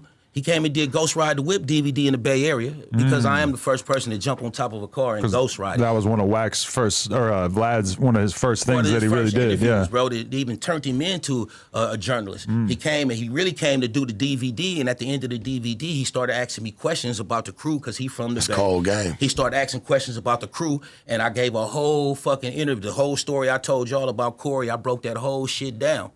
And while Vlad was while Vlad was doing his editing at the wherever he was at, he was in there with the American Gangster people, and they wanted the story on us. And he told them he'll get the story, and they let him produce it. Right. So Vlad produced our episode of BET American Gangster because he knew our story. So he was the one behind the scenes asking us the questions through the whole American Gangster. And after that, here comes Vlad TV. And that's just wild how that kind of birthed like one of the most influential channels in the history of rap music. He'll tell you, I can't make this shit up. That shit is true. Everything I just told you is true. He was DJ Vlad before then. He wasn't no he was DJ Vlad. Yeah. Wow, that's wild. Yeah. Okay, so it is pretty wild how much you guys have managed to keep his name alive and relevant 20 years later. And you are coming up on the 20-year anniversary, right? It was 04, yep. Yeah. 24, it'd be 20 years. What are you gonna do for 20 years? What like you're gonna do it bigger than what you normally do? We gotta do something. But like I say, and it's always in control. That's what you understand. All that is in the control of Mac. Her name is Wack100. If anybody want to look her up, y'all look up Wack100. That's Mac Dre's mom. She's in control of his estate. You feel me? That's his daughter's grandmom. You feel me? That's who runs this nation. Anything that I pretty much want to do, I talk to Kilo and Wack100 about this. And like I said, I don't get a check. I don't get none of this shit. She could be verified. So you say you run your own side of things. Yeah. You got your own side of business that you want. Yeah. So my label for years has been Romped Out Thiz. You feel me? It's just Thiz in the background. It's like a mothership.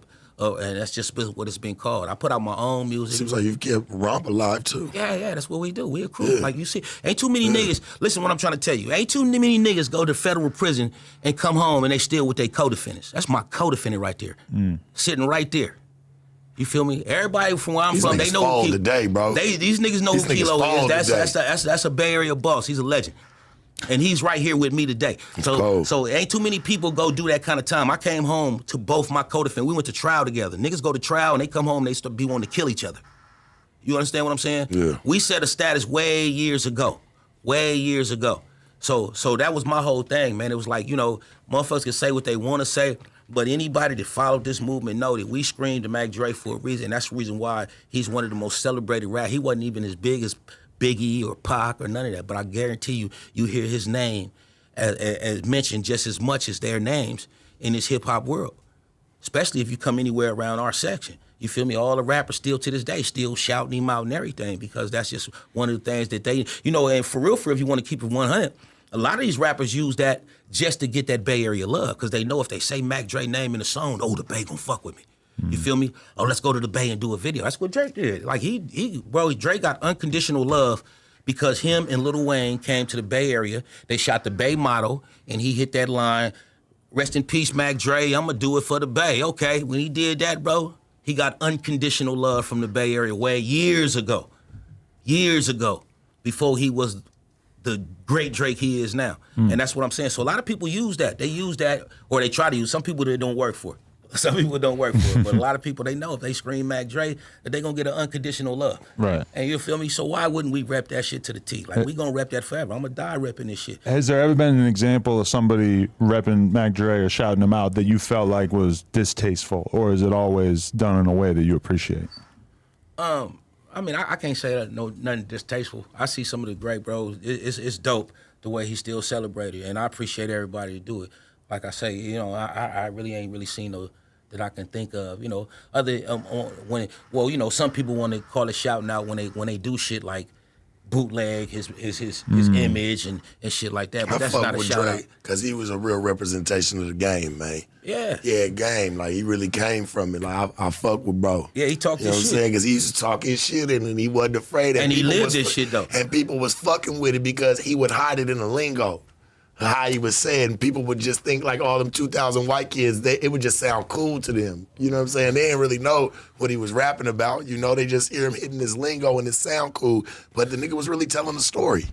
Yeah. You know, it's all cold. The time. It's and cold. That's one of the reasons why I still, you know what I mean, I'm an independent rapper, but that's one of the reasons why I still got a career, because we tell stories. You feel me? We still got that old school flavor. Yeah. You feel me? And they don't tell stories no more in their music. We still got a movement. We still got a movement. And it is what it is. But one of the biggest things, bro, and why I wanted to come here, bro, why I really wanted to come here was to clear up a lot of the bullshit that dude was saying. And I chose this platform because I know he'd be at this platform. And this is a big platform. And I appreciate both of y'all having me. Because this shit is real. This shit is super real to me. Like, you know what I mean? Yeah. At the end of the day, with me, that's what's the most powerful thing I got is my name. You feel like y'all can get over it one day? And we got to fight, though. Gotta fight. We gotta fight. We gotta touch each other for sure. That's it. It was two men. That's it, bro. Yeah. Like, he said too much, bro. Like, you know, that's what I'm saying. Like, and on top of that, he gotta retract that, bro. Like, the shit that he said, bro. Like, that shit is. Do you understand the stuff that he said though? You gotta listen to. You gotta go back. Let's think about what this man said. First of all, this man said that I was responsible for killing a Bay Area legend. Not only my good friend, but we talking about a legend. And he said that shit on his platform. You feel me? That shit is that. First of all, that's not even, you know, you can't even call that no street nigga shit, because that's not even, you feel me? And let's just say had it would be true. Let's just say that had that been true, what the fuck would I would do to you? If I'm the type of nigga that I backdoor my best friend and kill my best friend and I do all the shit, you'll say, what do you think I would do to you? Like, come on, man, stop playing with me. But at the end of the day, it's one of them things that if I didn't feel like, if I didn't step to this and address this shit, I got a lot of fans. I got a lot of people out there. I got people that didn't hit me saying that, oh, I used to be a fan of yours, and oh, how could you do Dre daughter like that? And bro, man, listen, Dre is a beautiful, grown woman. What Dre now? 32 years old? He's 32 years old with a beautiful life. Like, you know, she like anybody else, you know, gonna go through whatever they go through in life, but she's very good. She has a beautiful family that love her. We as a crew have always looked out for Dre. You feel what I'm saying? So some of this, all the shit that he's saying, man, is bullshit. And like I said, I just wanted to really clear that up for any Mac Dre fans, which there's a lot. And they're going to tune in. They want to know this story because this shit is real. And you know, more than anything, that shit hurt me. Oh, yeah, he even said that. That's a good point. Right, man. okay, I was going to say that too. Is he said something about your son who passed away. Yeah, what he said, I had my crazy. son killed for insurance money. This is what I'm saying. This is shit listen, bro, this is shit that you can find online too. Like, my son passed away from a seizure, man. How do you plan that for insurance money? I wasn't no insurance on my son. I had to pay for my son's funeral. He was and only everything. 22 years old. He I was wasn't a kid. expecting my son to die. I didn't even have no insurance on me. I had to pay for him to get shipped from Vegas to the Bay and then have another funeral. So nigga don't even know what he talking about. Wasn't no insurance, ain't no insurance claim. Like, that's just fine. It was just throwing shit out there to diminish my name and my character. That's what I'm saying. And that's what he got. He know that that's his strong suit. You feel me? He know that the most powerful thing Wack100 got is his mouth. We know that. We all know that. So his way of damaging people is through this microphone. And I'm just not gonna stand for it. Most niggas let it go, it's gonna go away, and oh yeah, he said what he said. But these fans, y'all know, they be in your comments and they be in your comments. And basically whatever they hear say, they stand on that shit. Oh, that's what he did. Oh, you did that. Oh, that shit fucked up. Oh, I look at dude different. I can't allow that, man. I can't allow that. Right, because I watched this documentary that you did, or like short film around the time that your son died, right? Because you were like really early on doing YouTube shit, because that was like 2012 or something. Yep. Worst week of my life. Right. That's what it's called. Yep. Yeah, like what made you start doing that kind of YouTube content in the first place? So because I came from a video era. So we came from carrying video cameras And the independent videos and all that type of shit. Yeah, so we was doing independent DVDs.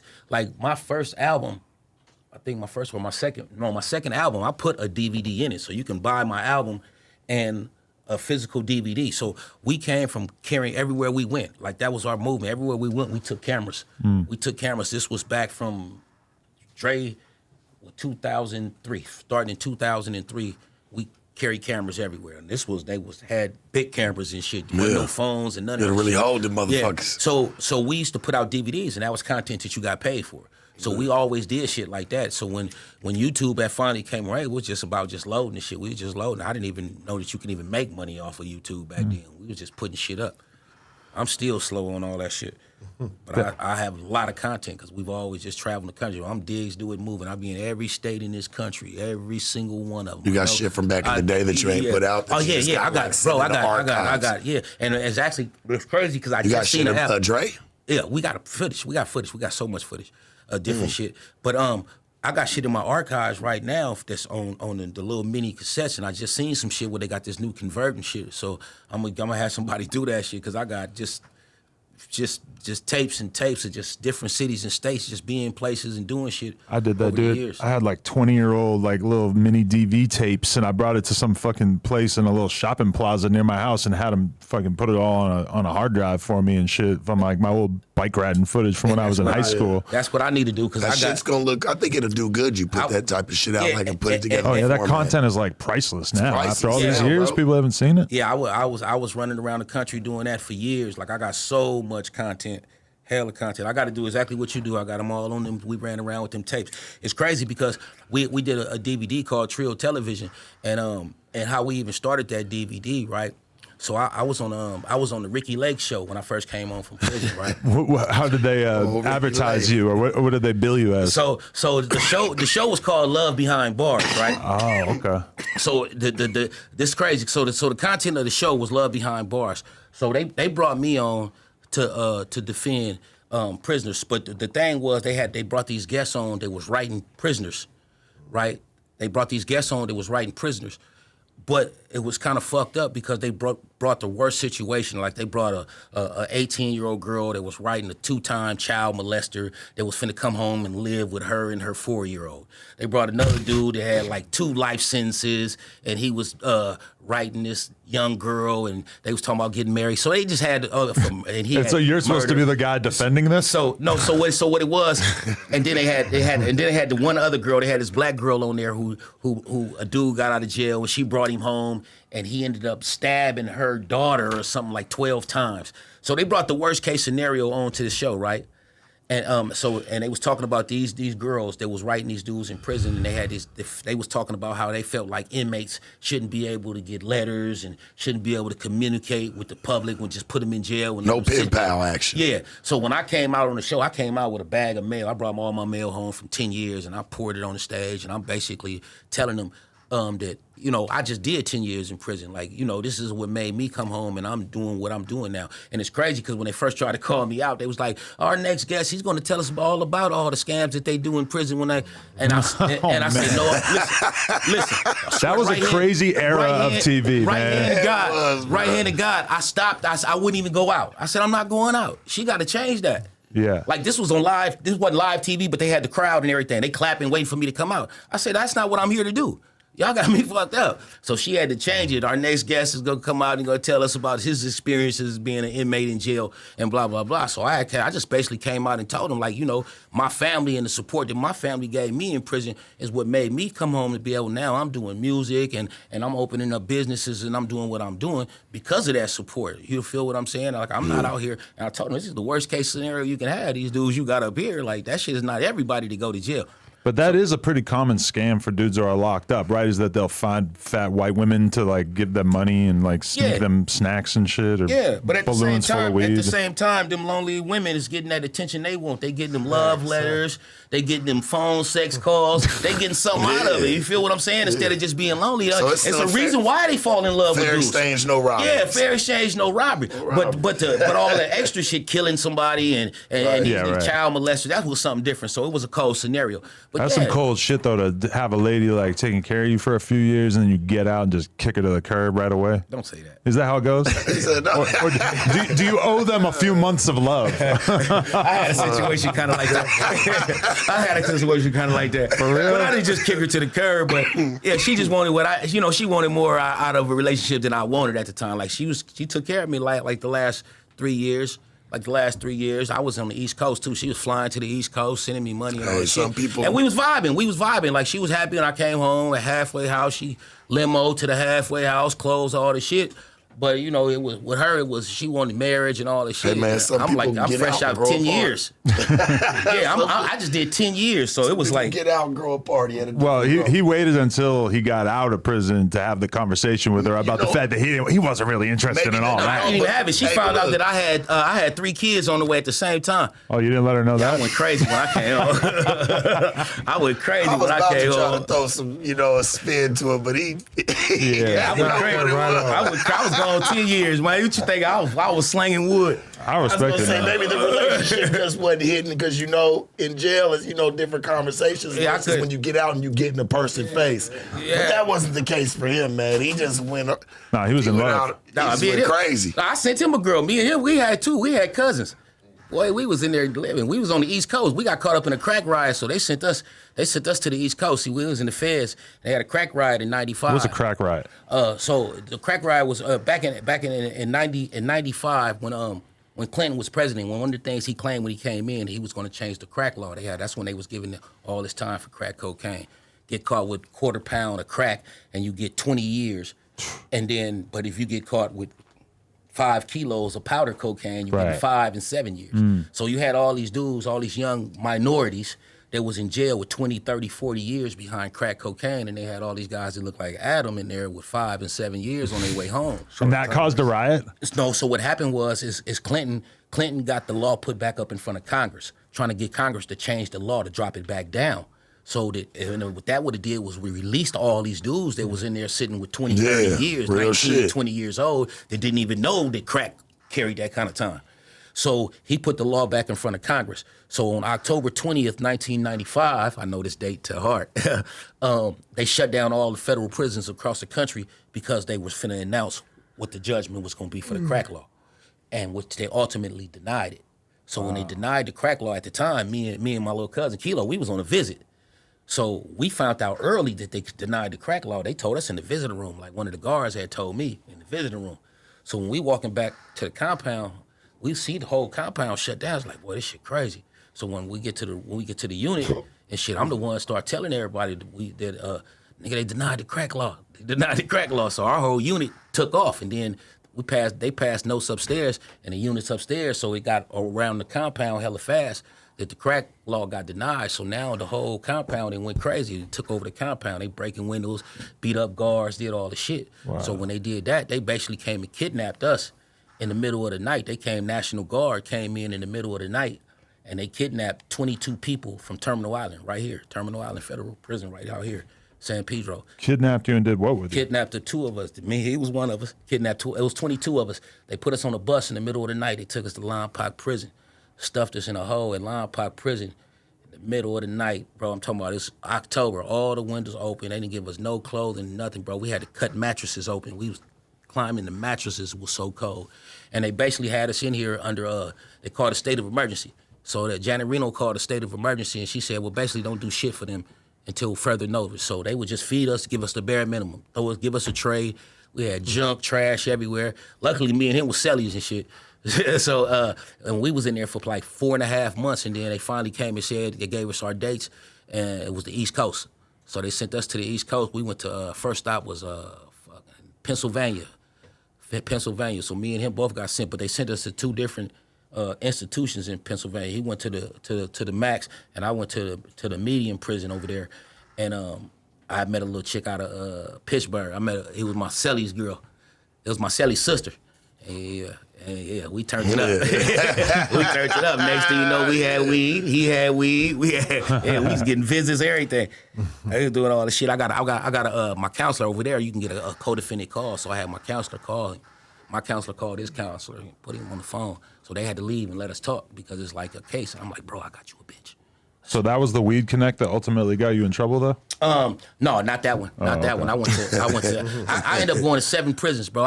Once you get in trouble like that, you get a lot of times you get what's put on diesel therapy.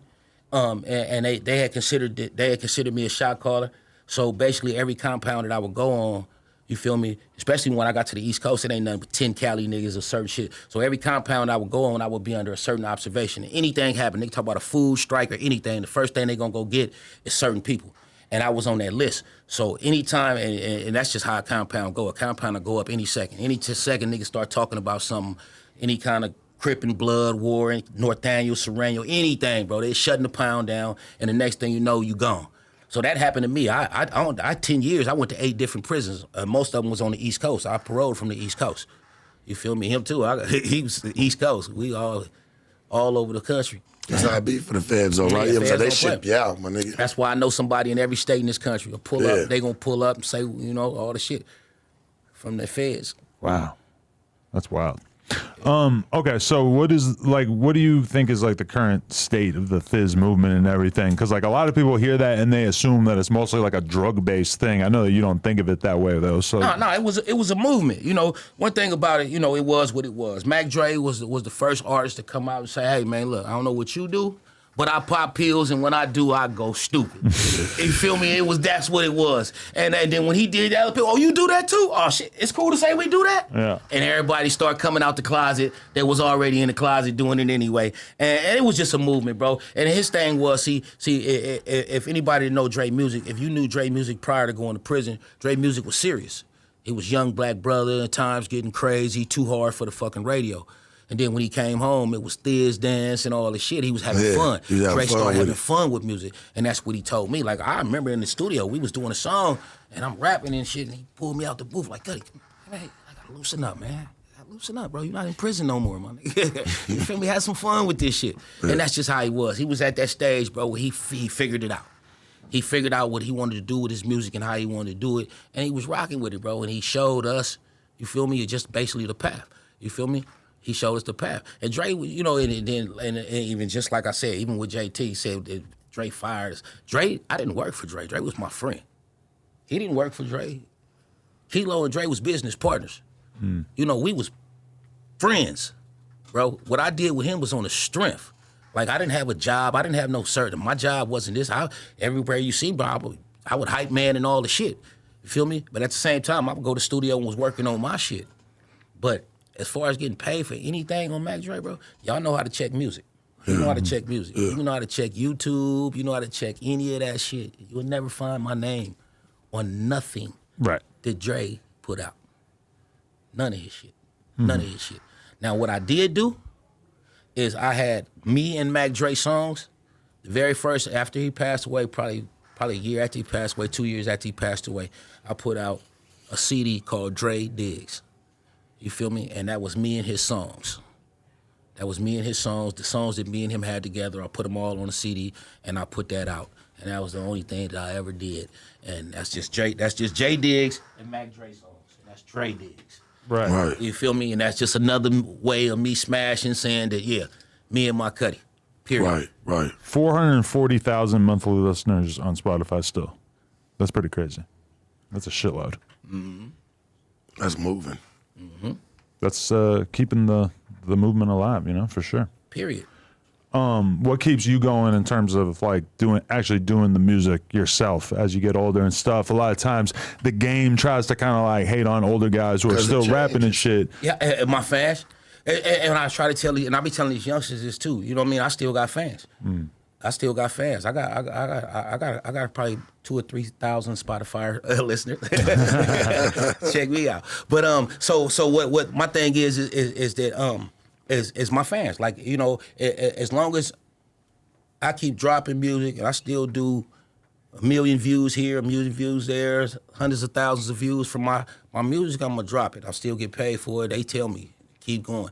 And when I consider my music, a lot of my music I consider timeless music. You know how this shit goes. You know, today, right now, it's fad music. It's what's in right now. Yeah, it's what's clout in. music and all the shit. Yeah. You feel me? A lot of the songs I write, it's just like the songs that our parents used to listen to, talking about relationships, but our kind of relationships. Our kind of relationships. Men and women, man. the shit that we go through. So I do a lot of songs like that. You feel me? That my ear. You feel me? My ear still want to hear. You know, I grew up in a rap time, so I got fans that's 40 years old, 45 years old, because they grew up in rap time too. They don't want to hear drill music all day. Right. They still want to hear some cool little shit. Let's talk about some females. Let's talk about getting some money and all the other little shit, you know, on a different level. So I and some stories and shit. So I still got them fans that want to hear digs. It was like Short. Short was talking about retiring 15 years ago on album 10. Look at him now. Longest running rapper in history is still relevant. Short came out in 83. Finding somebody else came out in 83. The Godfather. I can't help. I always tell this. It's like he's the real Godfather. Came out in 83 and still relevant right now to this day. I remember I went to one of those shows one time that they do, and it was like The Game, Exhibit, DJ Quick, like all these fucking headliners from back in the day, and you just look out into the audience and you see mad, normal, grown-ass people holding a beer, nodding their head with their wife and shit, and just still hyped on rap, but it's like a side of that shit that I don't really get to see a lot of times. And that's why I get so many fans. I got so many fans that look like you, that grew up on my music, and now they kids be at my shows, bro. Like, and that's just what it was. And with this independent music, see, we could do that a little long. We get a longer run than the mainstream. The mainstream is based off these kids and shit. You know what I mean? A lot. And if you're not a Snoop 50 that got one of them 30-year careers, you're gonna come in like the sports athletes. You're gonna be here 4 or 5 years and. But Snoop and 50. I feel like they eating in a whole different angle right now. But that's what I'm saying. They do so much different shit now. But that's what you're supposed to do. But that's what I'm saying. And a lot of artists is gonna come and go. And in 5 years from now, some of these artists that are hot right now, you ain't gonna forget about them. And a lot of them not gonna have the same. They transform from artists to brands. But with this independent game, bro, see, we raise kids, bro, and we get to get up and close and personal in a lot of these sections that these mainstreams ain't gonna go to. Yeah. You feel me? So our movement stay alive. These little sections that we go to, bro, it's crazy, bro. The independent, and I always tell people, if you started off in the independent and you had a good independent movement, and then you do go and flip over to the mainstream, bro, you're gonna have a crazy ass career.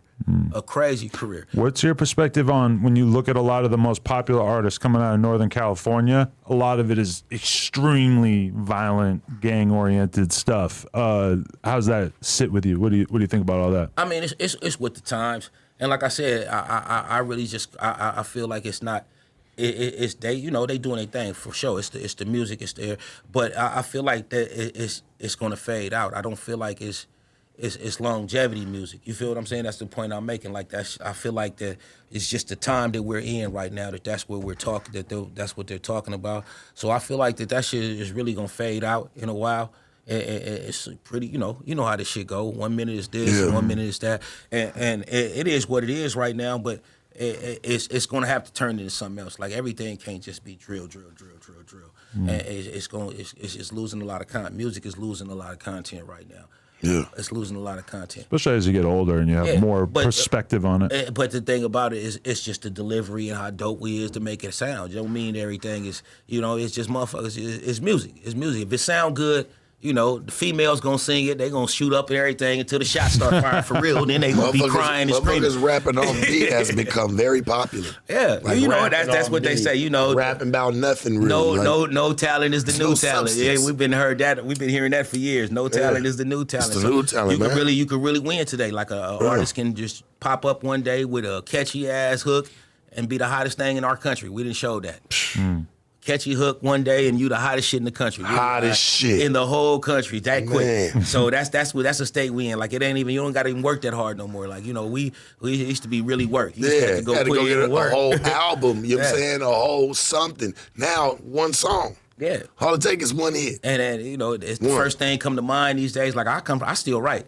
I be telling these kids, like, bro, if you calling me for a verse and come to the studio, I'm gonna write. So be prepared. Yeah, not just go in there and just punch in. I got But right. you know who started that shit, right? Jay-Z. I felt like it was Lil Wayne when Lil Wayne said, "Yeah, I don't even write anymore." But Wayne took it from Jay, I think. Jay was the Jay-Z first one who was hearing back that in the about. day You know? that I seen. But you know, Lil Wayne. So Lil Wayne, you know, Lil Wayne changed the way music is even put out. When Lil Wayne started jumping on them mixtapes and was dropping shit every week, then that's when artists start. You know, I came from an era when artists was only putting out an album once every 2 years. Y'all don't remember that. Because the label had to get their money back and all the shit, so they couldn't put out no album. It's impossible to imagine an artist putting out as much music as Wayne was putting out at that time. He had years where he put out like 20 mixtapes. So as a major artist, you know, the first major artist to even put out 2 albums in the same year was DMX. Yeah, and that was like unthinkable at the time. And that was unthinkable at the time. Then Wayne went on a motherfucking frenzy. And he started doing everybody remix and start dropping everything, and then that changed the way artists started putting out music. Artists started like, oh shit. He was just dropping it online too. It's not like he was making money off the shit because this was pre-streaming era. Anybody's remix and just gas it and go crazy, and that changed the rap game. Right now, that's why artists putting out the music. Like, because back in the day, you know, they had to recoup. Like, we got to get our money back first, and now you can put out something new. You can't just keep putting out new shit and we ain't made our money from the last shit. Today's time with this internet and streaming, it's like the more you put out, is the more money you're gonna make now. So that was the Wild West era of music when there wasn't really money to be made from putting music out in the first place because CDs weren't selling and shit, and but dudes like Wayne just took advantage of that time period. Okay, so anything you got going on that we need to know about these days? What's moving? Up and coming. Yeah, definitely. First of all, you know, for anybody that's really in tune with my story, you know, this story is real. It's written in stone, you know, and my thing, first of all, was to make sure it stay the stone it is, you know, and not let somebody just come after 20 years and try to rewrite our story. So with that being said, I have a brand new book out. It's called Soul of a Gangster. It's my life story, everything that I done told y'all, plus. You feel me? All the shit, really my story. You know, I got a movie in the making right now. Like literally a contract, all the shit, life rights, all the shit that's basically based on my book too. That's coming soon. Y'all gonna be seeing that too. And it's just let me get a copy. Yeah, definitely. Anytime you in Hawaii, Honolulu, pull up. I got a spot called Catfish Corner. Really? Hell yeah. How'd you start a business out there? Just going to Hawaii. I love it out there. I went to Hawaii. Just going to Hawaii. It's the best, bro. I want to move there. You seen 2012 in Hawaii, right? That picture. Yeah. Okay, so that day, that particular day, that same day, I shot a video on the beach. When I left the beach, I ended up getting into it with some security at a club. Me and my partners. That turned into a brawl in the middle of Kuhio, in the middle of the street in Hawaii, and at first, I was initially charged with attempted murder and terrorist threats, and we got arrested. I had to bail out and all the shit, but I ended up on probation in Hawaii. So I turned vacation into probation. So you had to stick it out for how long? I had 4 years probation there, so I just had a place there. So I got a place there, and I was living in Vegas. I was going back and forth from Hawaii. I would just go to Hawaii for a week, see my probation officer, go back to Vegas. Play in Hawaii. Me and the girls go out there and play for whatever and go back and forth. So that was my thing for years. And then I ended up getting violated in 2018. I got violated for a weed case in Vegas. I got violated and got sent to the pen in Las Vegas. So I had to go do 18 months on the violation. And after I got out on the violation, Hawaii picked me up. Like I literally got released from prison. I'm in release, finna get out. Yeah. And motherfucker walk in and say, oh no, you rearrested. So I got shipped to Hawaii. And it was just because I was on probation. They ended up letting me out, but I got shipped to Hawaii. I had to go sit out there for a month after they let me out. I had to go sit in their county jail, and after they let me out. So when I got out, I was like, you know what, man, they owe me. They owe me. I went through hella shit. So I really just basically resituated out there. I got 4 kids that live there right now. And I started a business out there. So I got a food truck out there that's at the top strip club. It's brand new. I got a trailer. Me and my son, we got a trailer built and shipped to the island. It just started. It's just opened up about a month ago. We in front of Club Rocks with Ball Arenas, the top strip club out there, from 11 a.m. to 3 a.m. in the morning. Killing it. We got the best catfish in the whole state. Hawaii. Fucking with it. Yeah, Yo, it's all food trucks out there. Yeah. It's like a whole food truck planet. Yeah, it's more in Maui, but Honolulu Right. be there. And we came from Seattle, so I partnered up with a friend of mine in Seattle, and who already had a historical catfish business, and I brought it down to Hawaii. So that's one of my things. So everybody come to Hawaii, they come pull up to my truck, take pictures, they come hang out Catfish Corner, and I be there a lot. I flew in from Hawaii yesterday just to come here. Wow. Just to come here to do this thing, bro. It's the strip club like right downtown, because I remember there was a Ski Master Slump God show that they hired me to host one year, and it was at, what is it, Hawaiian Brian's or some shit? Yeah, Hawaiian and Brian. There's That's like right a up the strip street. club right next to it. We walked across the street and right up went the there. street. Oh yeah, so I've been there. I did some coke in the bathroom there. Yeah, they go hard. Ballerinas, that's my spot. I just shot videos and all that shit inside there. That was the first time in my life that I had like the club security was blocking the door so that we could do coke in the bathroom without anybody walking in on us. Oh, bro. It was a different different era of my life. Hawaii is different. Different era. I've seen some things in Hawaii you'd never see on this side of the Like states. what? Give me an idea. Like literally in one of the clubs before. I've been in the club before where they had a vending machine that had everything from fentanyl to ecstasy in that thing, heroin, like literally a vending machine, bro. I couldn't believe my eyes. I was like, wow, this is crazy. That's This is insane. crazy. Yeah, they played. Yeah, it was an after hour spot, bro. A real vending machine. I would think they just loaded up for the after hours and unloaded that. Now I don't know how. That's what I'm thinking. I'm picturing the cops running and looking at that like, what the fuck? Yeah, I didn't seen it, bro. They different. They Holy different out shit. there. You got your money right in Hawaii. You can. Yeah, they different. Yeah, that's good to know. That's my game plan. I'm gonna interview motherfuckers for like 10 years, and I'm just going to Hawaii. Just swim every day. I'm not kidding. Hey, so for real, I know Wack gonna be mad at you for having me in here. You heard what he said. You can't interview me, but at least you got the real story, bro. That was the whole thing, bro. Like I can't just keep letting these people slander my name. Yeah, so with that being said, why don't you tell him just, hey man, why don't you just face to face? That is what I will tell him. It's squabble time. Yeah. Let's go. Let's fight. Let's get this shit over with. You want to get down? Let's get down. I want to get down. What did we get this whole building for, if not for motherfuckers to throw down once in a while, right? You ain't even beat anybody up yet. What's going on? Let's get off where you. We gotta find you an opponent. Let's get off where you got mad at, man. That's all I'm saying. Poetic It Flacco. turned into this fucking arena around this motherfucker, Yeah, we get man. a bag out of this. Let's get a bag. I don't know why y'all don't get in the ring shit for a bag. That's what I'm down for, man. let's do it. Shit. Like a nice, cool little bag. Both walk away. I think he know he gonna get knocked out. I don't know. You seen how he did Stitches? Yeah. Don't get done like Stitches. It'll be a very different interview next time. Oh, Lord. What? Oh, no. I got to bet on the home team if there's going to be a fight. I don't even know who that is. I heard. Oh, you don't know about Stitches? I heard about it. Go watch Wack knock him out back in the day. That was a good I one. seen him fight with the other two white two boys white in the dudes, parking lot. right? Yeah, I That was see cool. that shit. Yeah. That was funny. Yeah. That was funny. Making my people look pretty bad with that one. Damn. Supposed to hold it down, guys. What the fuck? I just feel like that's probably why Wack always beating up white guys. You beat up Stitches. You beat up these two dudes in the parking lot. I'm gonna think about that. Tell them to come fight the black guy. Yeah. Shout out to Hey, Clubhouse. I know they're watching this right now. We like the same size. And I ain't never stood next to it, but we about the same size, right? So it's a perfect lineup, I ain't even right? seen you standing up. We about the same size, right? It's a perfect lineup, right? Yeah. You might be a little bigger than him though. But you're a big motherfucker, and so is he. That would be a bad fight, bro. I back. We about the same size, man.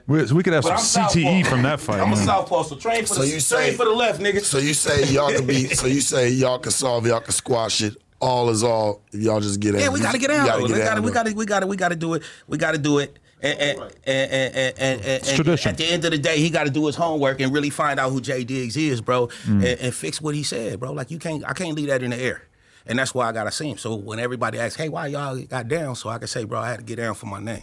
You feel what I'm saying? That's what I got in the street. My name is the most powerful thing I got because niggas know I stand on everything I mean.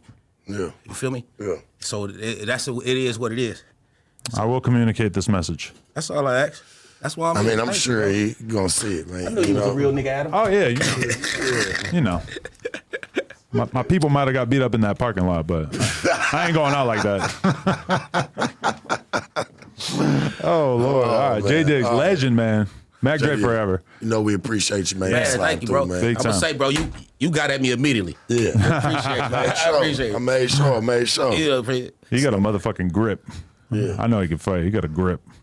I felt it when I shook hands like that, right?